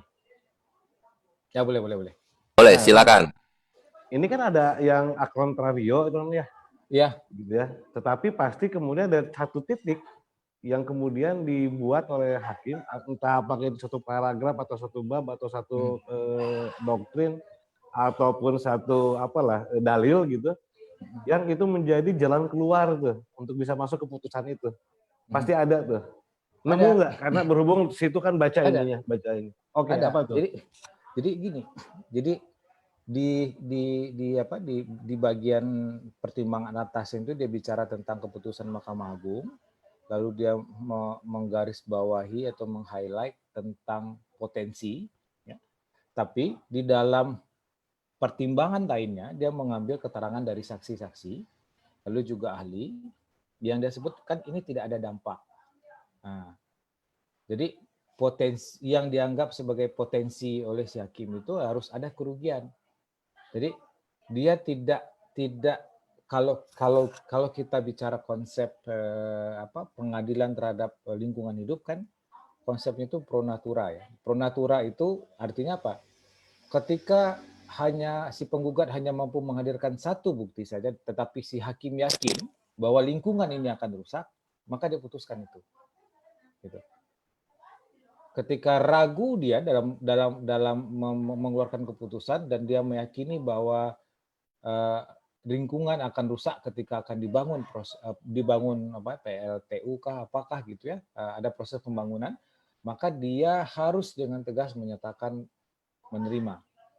Nah, itu azas pro natura dalam konsep peradilan terhadap lingkungan hidup.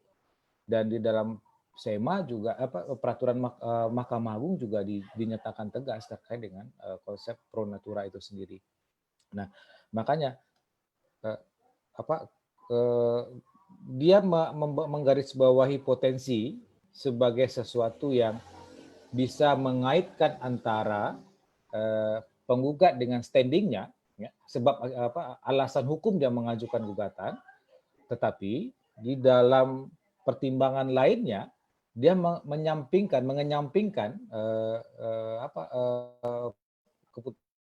keputusan Ketua Mahkamah Agung itu sendiri. Nah, di sini sebenarnya yang bisa digarisbawahi oleh teman-teman di Bengkulu untuk melihat bahwa di kasasi ini kenapa? Karena ada putusan, ada pertimbangan hakim yang a contrario. Dia memberikan ruang, memberikan pertimbangan A, dia berikan pertimbangan B, lalu putusannya itu tidak berdasarkan kepada pertimbangan A tadi. Nah, ini yang sebenarnya bisa dikejar, dan di putusan Meratus juga hampir sama prosesnya. Nah, karena kan di Dirjen itu dia sebut hubungan hukum dengan PT MCM itu dia. Dengan PT MCM itu adalah hubungan keperdataan. Nah, kenapa? Karena ada perjanjian. Konsep perjanjian hanya dipegang. Tapi dia lupa bahwa ada keputusan yang dikeluarkan. Keputusan itulah yang disebut oleh Mahkamah Agung sebagai keputusan tata usaha negara yang dikeluarkan oleh pejabat tata usaha negara. Nah, lalu kerugian yang ditimbulkan apa? Majelis hakimnya melihat ke depan, melihat dampak ke depannya. Dia tidak melihat pada ke belakangnya, karena ini bukan kerugian keperdataan. Kalau kerugian keperdataan, iya, apa yang dirusak, apa yang hilang, maka itulah yang diganti rugi. Tapi kerugian lingkungan, itu adalah kerugian yang tidak dapat dirasakan pada hari ini, tapi kerugian yang akan dapat dirasakan bisa jadi 10 atau 20 tahun ke depan. Nah, pertimbangan ini yang dilakukan oleh hakim di Mahkamah Agung sebenarnya. Nah, ini yang perlu dikejar, karena kan kalau bicara tentang batas waktu daluarsa di kasus di putusan Bengkulu clear, selesai dia, tidak ada problem dia. Terkait dengan standing si tergugat juga clear gitu kan, karena juga sudah ada beberapa poin-poin pertimbangan. Tapi yang dihajar itu adalah di standing si penggugat.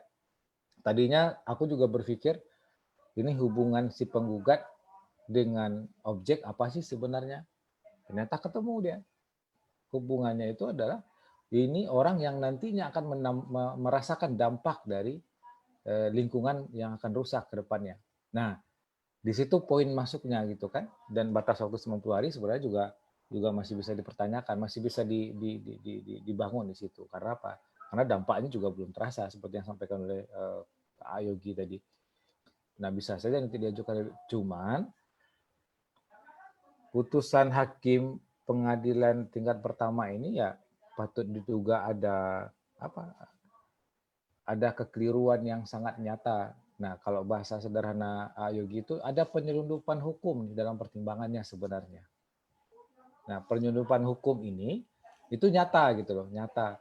Dan aku sebenarnya juga belum baca utuh semuanya, karena kan baru dapatnya juga tadi pagi ya, aku coba coret-coret, baca cepat, dapat ada beberapa hal di pertimbangan yang menurutku itu menjadi kunci bagi teman-teman untuk bisa menarik konsep mengedepankan konsep pro natura dalam kasasi, lalu juga hal yang sama juga dilakukan walaupun secara tidak langsung ya oleh teman-teman di Meratus seperti itu. Gitu, Kang Ali.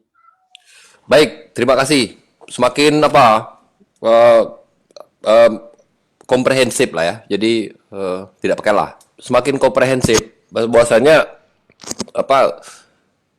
kemenangan kawan-kawan di Meratus gitu dilihat dari ada satu persoalan penting di mana ada KAS gitu yang menjadi pertimbangan hakim gitu, dari itu menjadi sumber penghidupan rakyat di Kalimantan Selatan di sana gitu. Dan ketika Roni mencoba mensinergiskannya dengan putusan pengadilan tata usaha negara di Bengkulu, dia bilang ya ini ada banyak hal. Saya akan coba ulang satu kata Roni tadi. Patutlah kita duga ada proses penyelundupan hukum yang ada di sini. Karena kalau kita menduga kan boleh gitu kan. Yang nggak boleh itu kan kita tuduh aja hakim itu kan nggak boleh. Kalau kita duga boleh aja gitu.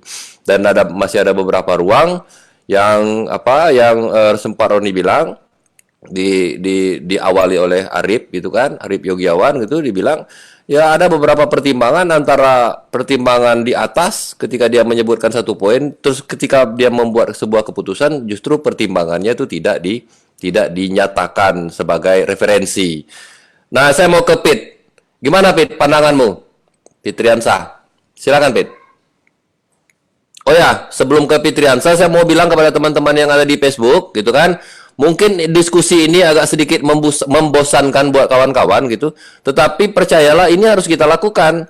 Karena kalau kita mau diskusinya dengan hal yang bersifat riang gembira terus, nanti kita nggak punya ilmu. Nanti habis kita ditipu sama orang kan. Nah, udahlah, kalian tuh memang udah nggak punya legal standing, nggak punya hak menggugat gitu kan. Sementara kita memang harus belajar ini, mengetahui ini secara lebih detail. Dan yang namanya belajar tuh pasti agak membosankan. Tapi pantengin terus, jangan sampai minggat gitu. Di sini yang nonton dari tadi itu ada 20 dan terus menerus gitu kan. Artinya keinginan untuk belajar hukum ini menjadi hal yang cukup diinginkan oleh kawan-kawan yang ada di Facebooknya Kanopi ini. Silakan Pet. Ya, makasih Bang Ali. Apa yang disampaikan Bang Roni tadi saya pikir menarik dan juga kawan-kawan sepakat. Pertama soal poin standing yang tadi kalau saya tidak salah dengar, seharusnya putusannya NO bukan ditolak. Nah, kemudian yang kedua soal penyeludupan hukum. Nah, ini yang terjadi di Bengkulu, Bang Roni. Jadi ketika pertimbangan panjang lebar majelis mempertimbangkan soal eksepsi, kemudian masuk ke pokok perkara, tapi kesimpulannya menyatakan standingnya tidak ada. Jadi cukup jelas kalau bahasa Bang Roni tadi nyata, itu bertolak belakang pertimbangan antara fakta dengan kesimpulan majelis. Saya pikir ini mungkin terjadi juga di wilayah lain, gugatan lingkungan hidup, dan yang terbaru mungkin bisa dibaca di putusan Teluk Sepang, itu cukup nyata. Dia membahas soal substansi masalah, kemudian kesimpulannya soal legal standing, yang mana tergugat satu menyatakan eksepsi soal tidak mempunyai legal standing. Saya kira ini sepakat dengan yang disampaikan Bang Roni tadi, ada penyelundupan hukum.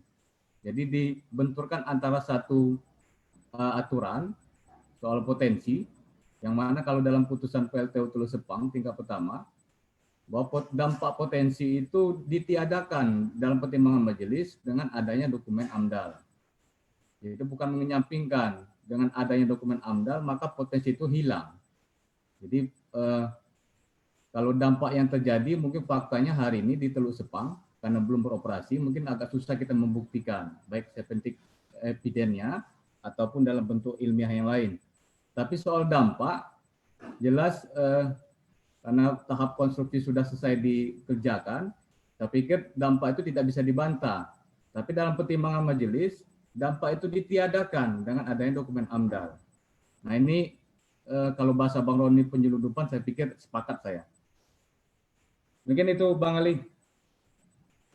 Baik, menjadi menarik gitu dari penjelasan yang disampaikan oleh Fitriansa gitu, yang menjadi satu dari 6 orang kuasa hukum rakyat dalam menggugat PLTU, menggugat izin lingkungan PLTU Batubara Teluk Sepang. Bahwasanya gugatan ini tidak dilaksanakan dengan asal-asalan, tidak gitu ya. Jadi ini dibaca secara komprehensif dan dibangun strateginya gitu kan, dibuat dengan sangat baik, melibatkan banyak teman-teman juga gitu kan, dan mencoba membaca dari berbagai sektor gitu. Mungkin karena dia saking komprehensifnya gitu dan saking bingungnya, hakimnya mau mengalahkannya kayak mana, bahasa saya mungkin gitu ya. Itu membuat dia terselundupkan. Jadi ada beberapa bagian yang terpaksa diselundupkan sehingga yang penting kalah lah gitu kan. Yang penting kalah dan fakta yang dimunculkan seperti itu gitu. Kalau dengan soal bandingnya sendiri gimana, Pit? Menurutmu? Jangan, Pit. Ya, kalau banding sebenarnya ada 2 hal baru, Bang. Karena dengan dua paragraf pertimbangan hakim tinggi hanya menguatkan dan mengambil alih pertimbangan tingkat pertama. Jadi tetap kawan-kawan tim advokasi fokusnya di pertimbangan tingkat pertama karena mengambil alih keseluruhan tanpa ada pertimbangan-pertimbangan lain. Jadi karena kasasi ini sudah kami ajukan tanggal 2 Juli kalau tidak salah. Memang poin-poin pentingnya tidak jauh berbeda dengan apa yang kami sampaikan di tingkat banding.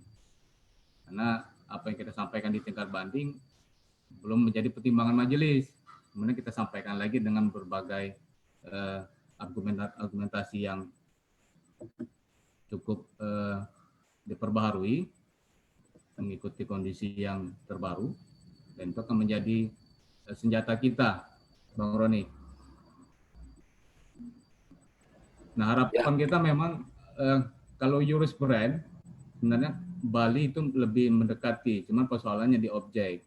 Maka ini akan menjadi putusan kasasi Teluk Sepang ini nanti, apakah terlepas diterima, dikabulkan ataupun ditolak, itu akan menjadi putusan yang bisa menjadi rujukan untuk perkara-perkara lingkungan hidup ke depan. Karena saya pikir soal perizinan, apalagi pasca Undang-Undang Minerba sudah disahkan, itu perizinan dipermudah. Izin diberikan terlebih dahulu, kemudian pelaku usaha melengkapi komitmen di kemudian hari. Nah, ini juga menjadi sebenarnya pintu masuk harapan kita bahwa putusan kasasi Teluk Sepang ini nanti sesuai dengan harapan kita semua. Saya pikir itu, Bang. Baik, saya tidak mau menyimpulkan pernyataan dari Bung Fitriansa itu, tapi gugatan ini kita harapkan hasilnya sesuai dengan apa yang kita inginkan kan gitu. Tapi saya perlu bertanya kepada Bung Roni kembali soal peluang kita kayak gitu loh. Karena kan gini, kalau orang bicara soal melaksanakan satu kegiatan, kita perlu peluang kan, probabilities bahasanya itu kan. Jadi peluang kita kayak mana nih di kasasi menurut pendapat bacaan menurut bacaanmu? Silakan Ron. Ya, izin Kang Yogi, bukannya mau mendahulukan tukang ramal ya Bang ya. Makanya kalau misalnya hakim Mahkamah Agung fokus pada poin-poin yang tadi gitu ya, bahwa dia menghajar legal standing tapi putusannya ditolak, ya berarti ini menjadi poin sebenarnya di situ. Yang kedua, ketika memang kita mention terkait dengan konsep pro natura dan keadilan lingkungan serta surat keputusan Ketua Mahkamah Agung, saya pikir ini juga akan ada hal-hal yang menarik ya.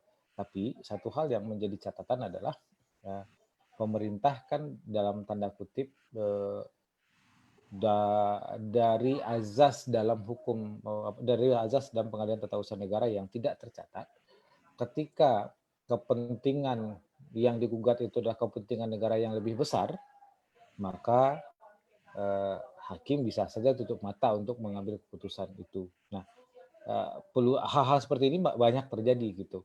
Nah, contoh sederhana misalnya sekarang kan di wilayah Sumatera itu kan getol pembangunan jalan tol ya. Apapun dilabrak oleh jalan tol karena dianggap itu sebagai proyek strategis nasional. Nah, apapun model bentuk ganti kerugiannya itu harus diterima oleh masyarakat. Digugat ke pengadilan, pengadilan bisa tutup mata terhadap proses itu. Nah, hal-hal ini yang menjadi patut dijadikan sebagai dasar kecurigaan kita bahwa putusan-putusan yang dianggap tidak sesuai dengan ketentuannya, karena putusan itu kan syaratnya dia harus berdasarkan keadilan masyarakat, harus ada kemanfaatannya, harus jelas kepastian hukumnya. Nah, di kasus ini sebenarnya kalau kita bicara tentang kepastian hukum sudah jelas ada beberapa aturan perundang-undangan yang dilanggar, ya, yang dikesampingkan gitu. Lalu dalam pertimbangannya juga ada pertimbangan yang kontrario, yang saling bertentangan antara satu dengan yang lain. Nah, Mahkamah Agung harusnya meluruskan prosesnya. Nah, itu yang harusnya dilakukan oleh Mahkamah Agung. Nah, walaupun di dalam permohonan dalam memori kasasi tidak disinggung persoalan itu, tapi ketika majelis hakim tingkat kasasi melihat ada penyelundupan hukum, dia melihat ada pertentangan pertimbangan, ada kekeliruan hakim dalam membuat putusan, maka dia harus memperbaiki itu. Dan tentu harapan kita besar ya untuk itu. Namun hari ini sebenarnya kita ingin mendorong khusus untuk lingkungan ini harusnya ada satu peradilan khusus. Nah, selain diisi oleh hakim-hakim yang bersertifikat lingkungan dan berkualitas, tapi juga harus ada spesial chambernya. Jadi harus ada, bukan spesial chamber ya. Kalau spesial chamber ya cuman kamarnya saja gitu, kamar lingkungan ya. Tapi ada pengadilan yang khusus menangani konflik-konflik lingkungan hidup. Kenapa? Karena antara perbuatan pidana, perbuatan perdata dan sanksi dan administrasi negara itu hampir beririsan mereka semuanya dalam kasus lingkungan hidup, sehingga ini tidak bisa dipisahkan gitu, sehingga memang perlu mendorong ada satu pengadilan khusus untuk lingkungan hidup, sehingga apa, harapan penyelamatan terhadap lingkungan hidup itu mungkin jauh lebih besar daripada kondisinya saat sekarang. Nah, kewajiban juga kalau misalnya tidak ada pengadilan khusus lingkungan, maka special chamber bisa didorong, bisa dibentuk dengan catatan bahwa pengadilan hakim-hakim di pengadilan tata usaha negara itu juga yang akan menangani perkara lingkungan hidup itu harusnya juga hakim-hakim yang sudah memiliki sertifikat lingkungan hidup, sama misalnya dengan hakim-hakim di pengadilan umum, ya. Di pengadilan umum pidana perdata yang bisa menyidangkan perkara lingkungan hidup, ya hakim-hakim sudah lulus, sudah memiliki sertifikasi lingkungan hidup, dan itu juga harusnya diterapkan di TUN. Kenapa? Karena proses persidangan, proses peradilan lingkungan hidup itu memiliki nuansa dan dimensi yang berbeda dengan pengadilan-pengadilan biasa. Kenapa? Karena di pengadilan umum yang disengketakan itu adalah antara perbuatan seseorang dengan perbuatan orang lain, antara hubungan hukum antara orang satu dengan orang yang lain. Kalau lingkungan hidup itu tidak bicara tentang individu. Dia tidak, subjeknya itu bukan individu, bukan badan hukum, tapi subjeknya itu adalah lingkungan. Yang notabene lingkungan ini dia tidak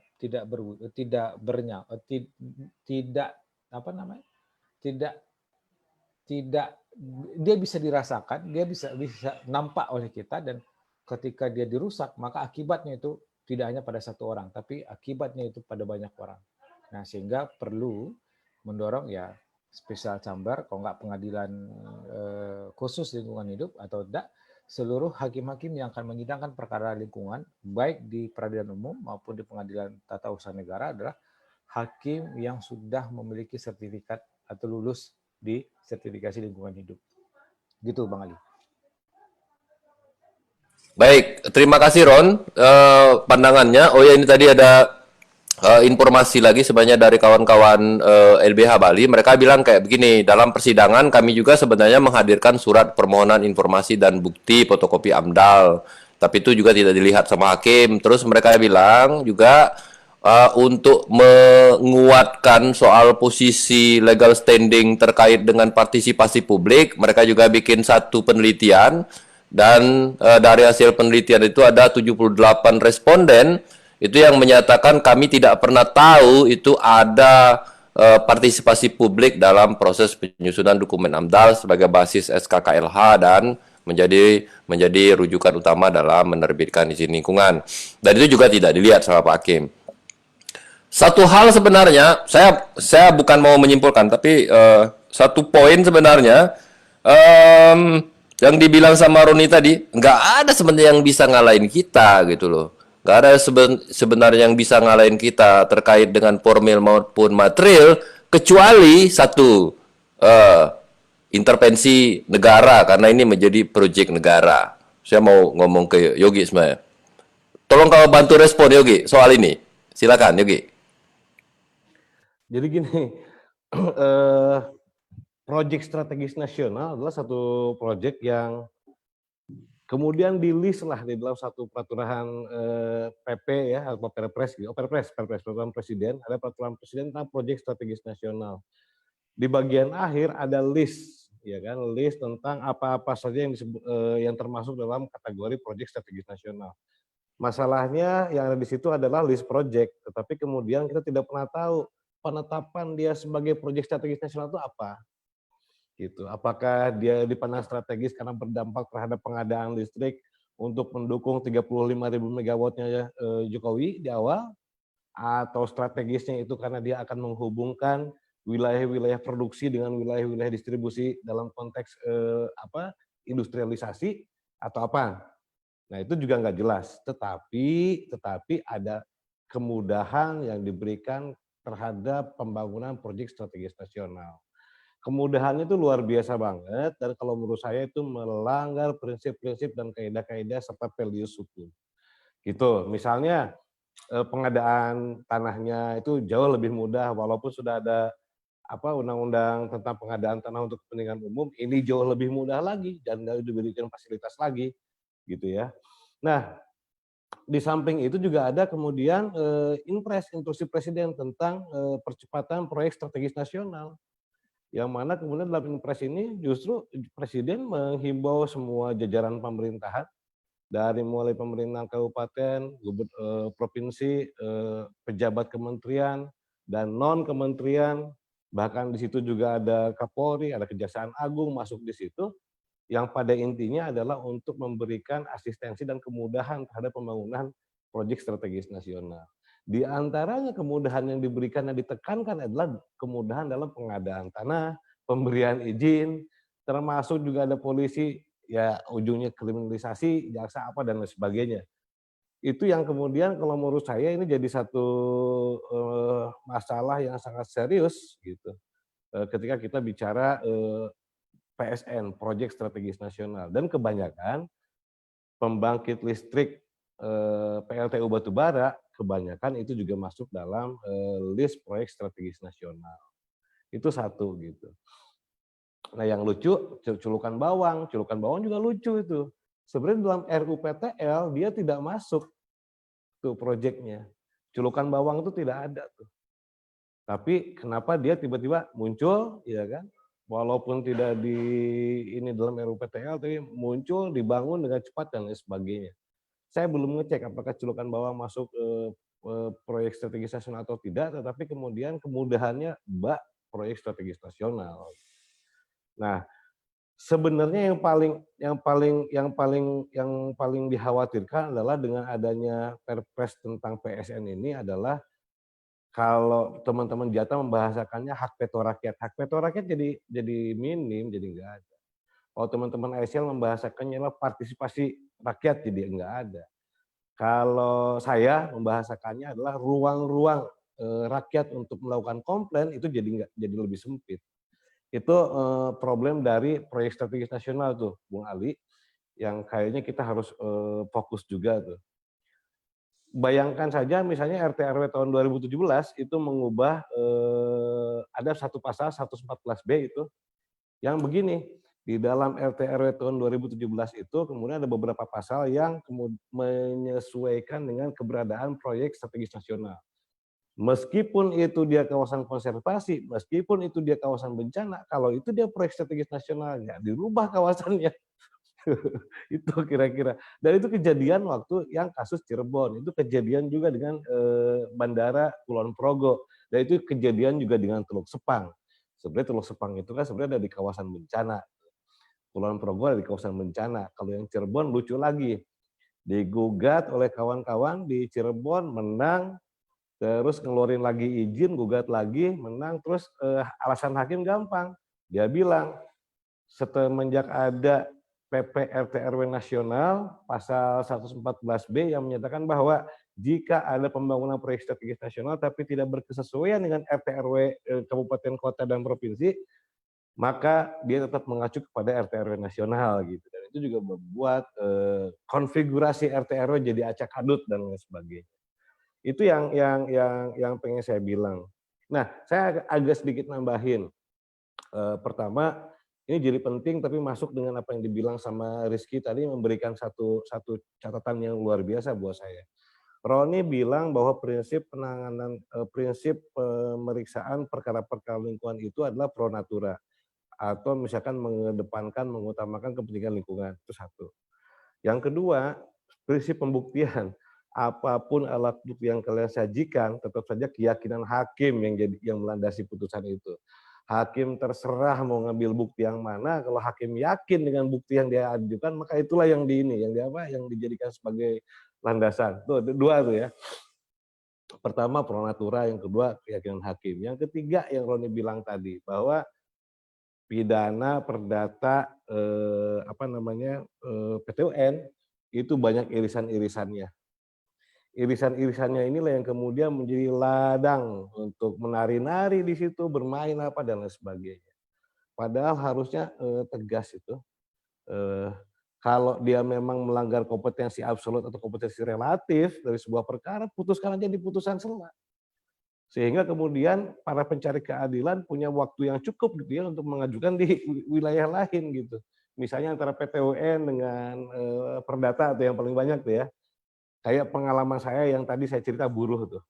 Saya bilang bahwa penetapan UMK itu tidak layak lah dan lain sebagainya. Diajukan gugatannya di PT UN. Dengan cepat Ketua PT UN Bandung waktu itu memanggil saya, terus ini di misal proses ya, sebelum ke pemeriksaan persiapan. Memanggil saya, terus dia bilang, ini serius mau diajukan ke PT UN, serius. Kamu udah kaji masalah individual penilaian konkretnya? Sudah. Terus dia bilang, saya masih ada sanksi di poin individual. Oleh karena itu, beri saya waktu 2 minggu untuk membuat penetapan. 2 minggu setelah itu kemudian kita diundang lagi bersidang, dibuatlah penetapan Ketua Pengadilan Tinggi Tata Usaha Negara Bandung yang menyatakan bahwa menolak perkara ini. Jadi dengan cepat kita kemudian bisa mengalihkan gugatan itu ke pengadilan negeri dengan dasar tadi salah satu alat buktinya kalau pengadilan negeri bilang kompetensi gitu ya. Ini udah ada penetapan dari Pengadilan Tata Usaha Negara. Sehingga pengadilan negeri tidak bisa menolak lagi tuh, tidak bisa lagi dijadikan bahan untuk di NO. Itu dari sekian banyak buruknya hakim, saya bisa bilang bahwa hakim yang ini keren banget. Gitu. Dia menetapkan itu dari awal sehingga para pencari keadilan tetap mempunyai ruang untuk mempersoalkan hal tersebut gitu. Tidak menghabiskan waktu di sini, menghabiskan biaya di sini, gitu.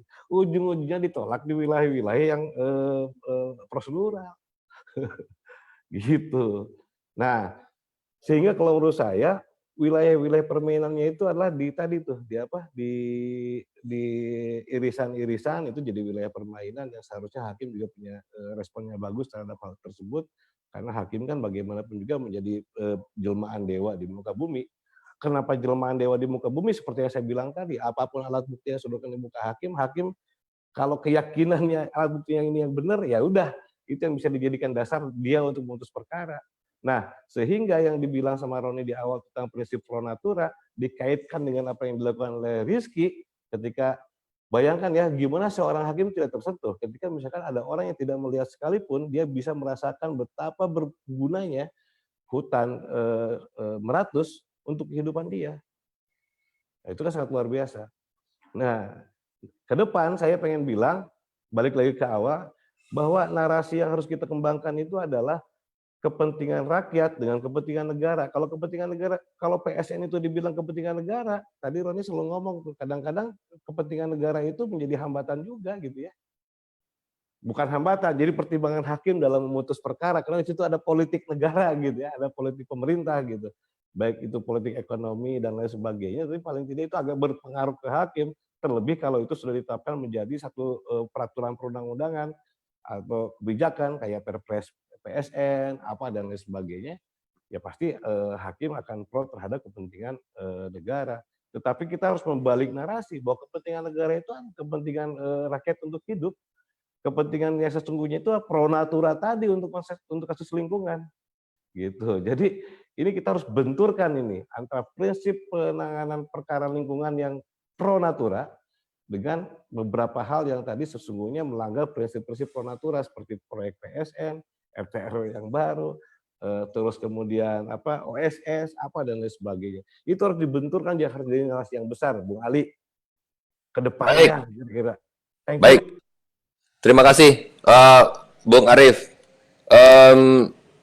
Jadi PSN itu, Proyek Strategis Nasional itu di nomor Bapak saya lupa, nomor 25 atau 26 itu memang dinyatakan khusus untuk pembangunan pembangkit dan infrastrukturnya dan jalur transmisi, bukan infrastruktur, dan jalur transmisi masuk dalam kategori proyek strategis nasional. Tetapi ketika dia diturunkan kembali dalam rencana usaha pemenuhan tenaga listrik, itu enggak semuanya. Jadi disebutkan dalam rencana usaha pemenuhan tenaga listrik itu ada sekitar 8 proyek strategis yang harus diutamakan. Salah satunya misalnya PLTU Batang, PLTA Batang Toru, ada 6 lagi saya agak lupa namanya, dan itu yang disebut sebagai proyek strategis nasional ketika dia dirujuk ke Perpres. Jadi PLTU Tulus Pang itu bukan proyek strategis nasional, karena proyek strategis nasional itu tuh harus memenuhi salah satu syarat, dia menjadi backbone, menjadi tulang belakang dari pemenuhan satu kebutuhan, pemenuhan energi listrik misalnya. Kalau dia penyokong, itu strategis dari mana? Strategis saja kagak, apalagi nasional kan kayak gitu. Jadi maksudku kalau misalnya hakim masih melihat PLTU Hulu Sepang sebagai sebuah proyek strategis nasional, itu agak membingungkan hakimnya gitu kan. Ada beberapa syarat yang disebut sebagai poin strategis. Sayang, waktu kita habis. Udah mau setengah 12 dan kita udah mau Jumatan. Tapi ini masih ada waktu 1 menit lagi, jadi 11:29 di sini. Fani, masih ada yang mau disampaikan? Silakan. Sebentar, Li, aku mau usul setengah menit. Silakan, setengah menit ya, gue hitung dari sekarang. Jadi di Komisi Yudisial itu sebenarnya ada satu program untuk melakukan review terhadap putusan hakim. Jadi ke depan saya mau fasilitasi Kanopi bekerja sama dengan Komisi Yudisial untuk membahas putusan-putusan lingkungan hidup. Gitu aja. Terima kasih, kami catat itu ya, kami catat dan ini terpublis. Jadi maksudku ada pekerjaan-pekerjaan kita yang mengingatkan kita gitu. Kalau dia dipublikasi jadi PR. Jadi itu enak remindingnya kan.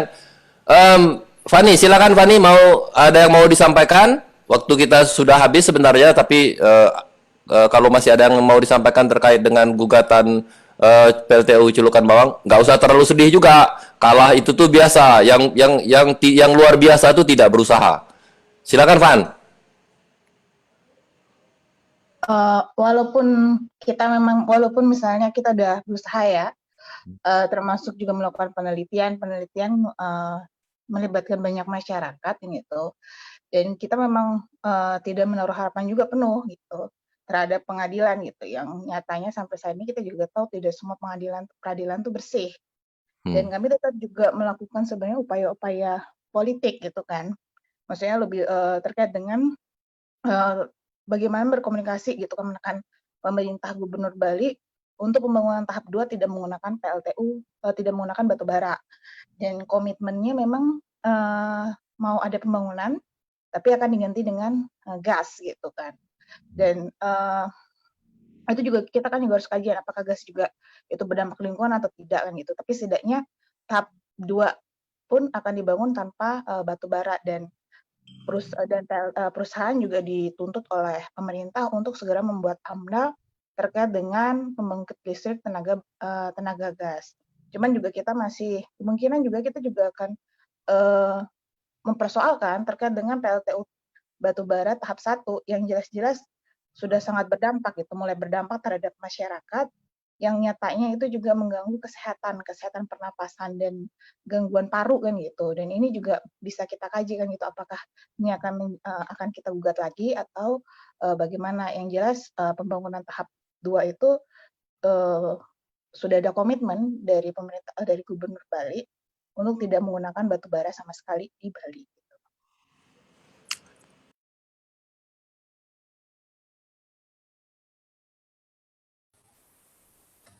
Bang Ali, suaranya Bang. Sorry. Itu berita baik. Bahwasanya kekalahan kita di pengadilan gitu, yang sampai PK itu yang baru dapat minggu-minggu ini juga sebenarnya itu artinya tidak juga memberhentikan pekerjaan-pekerjaan kampanye dan advokasi yang lain, dan itu misalnya dibuktikan oleh Gubernur Bali itu berkomitmen gitu untuk merubah bahan bakarnya, minimal tidak batu bara dulu lah. Kalau gas pasti ada masalahnya juga kan. Tapi maksudku ya kita bisa turunkan itu, dan kalau memang kita tidak menginginkan gas, Bali itu menjadi salah satu entitas yang kurang lebih agak mirip dengan Kepulauan Andaman, lebih tepatnya di Krabi gitu, di mana orang-orang di sana gitu membangun pusat listriknya sendiri gitu untuk memberhentikan PLTU Krabi, dan mereka sukses kan. Mereka sukses walaupun ada beberapa hal juga aksi yang mereka lakukan, misalnya kayak mogok makan apa segala macam itu mereka lakukan. Tapi poin pentingnya adalah Bali itu agak mirip dengan Kepulauan Krabi, ada wisata, ada tingkat panas segala macam. Itu satu hal yang bisa disampaikan. Nah, Rizky, silakan bukan direspon, silakan buat bukan apa closing statement juga. Bukan, kita tidak lagi seminar, jadi kita lagi dialog. Ada hal lain yang ingin kau sampaikan, silakan Rizky. Ya, ini mengingatkan diri saya sendiri dan kawan-kawan semua yang di mana saja berada. Saya kira kita harus tetap percaya pada kerja-kerja kolektif dan memulai langkah dengan tidak menempatkan diri sebagai orang tak berdaya. Jadi marilah kita tetap bersama dan percaya pada kerja-kerja kolektif kita. Baik, menarik yang disampaikan sama Rizky. Nah, dialog ini salah satu tujuannya adalah bagaimana kita mempunyai media untuk mendedikasikan diri gitu, bahwasanya kita bisa kerja bareng. Kita bisa saling memberikan input, bisa saling memberikan belajar bersama, memberikan pengetahuan. Rizky yang menang kasih semangat ke kami yang masih agak kalah gitu kan, kasih semangat ke kawan-kawan yang lain gitu kan. Ntar kalau kami yang menang, kami kasih semangat juga gitu kan. Jadi bahwasanya kemenangan ini harus menjadi milik kita bersama gitu. Jangan diklaim menjadi wilayah milik masing-masing sendiri saja gitu, karena percayalah semakin banyak kita menang dalam urusan kampanye dan advokasi keselamatan lingkungan, itu akan membuat negara ini semakin sadar, sistem peradilan akan semakin baik, dan yang paling penting adalah rakyat itu semakin cerdas yang ditunjukkan dengan keberanian untuk melakukan kerja-kerja melawan aktor-aktor perusak lingkungan yang ada di Bengkulu. Karena pintar aja nggak cukup, pintar diperlukan keberanian dan ada tindakan yang jelas dilakukan. Terima kasih kepada teman-teman, terima kasih Roni, terima kasih Arif, Fitriansa, Fani, dan Rizky yang sudah menyediakan waktunya. Saya mau bilang karena ini di hari Jumat, mendermakan waktunya untuk bicara, untuk mencerdaskan publik yang mantengin Facebook kita ini. Saya berharap juga ini didistribusikan atau juga dipublikasi di Facebook dan media-media lainnya teman-teman, sehingga kita bisa belajar bersama. Terima kasih sekali lagi saya ucapkan, lebih kurang saya mohon maaf. Billahi wal taufiq wal hidayah. Assalamualaikum warahmatullahi wabarakatuh dan selamat siang. Waalaikumsalam warahmatullahi wabarakatuh. Assalamualaikum warahmatullahi wabarakatuh. URB, bye-bye, saya duluan. Sa. Ya.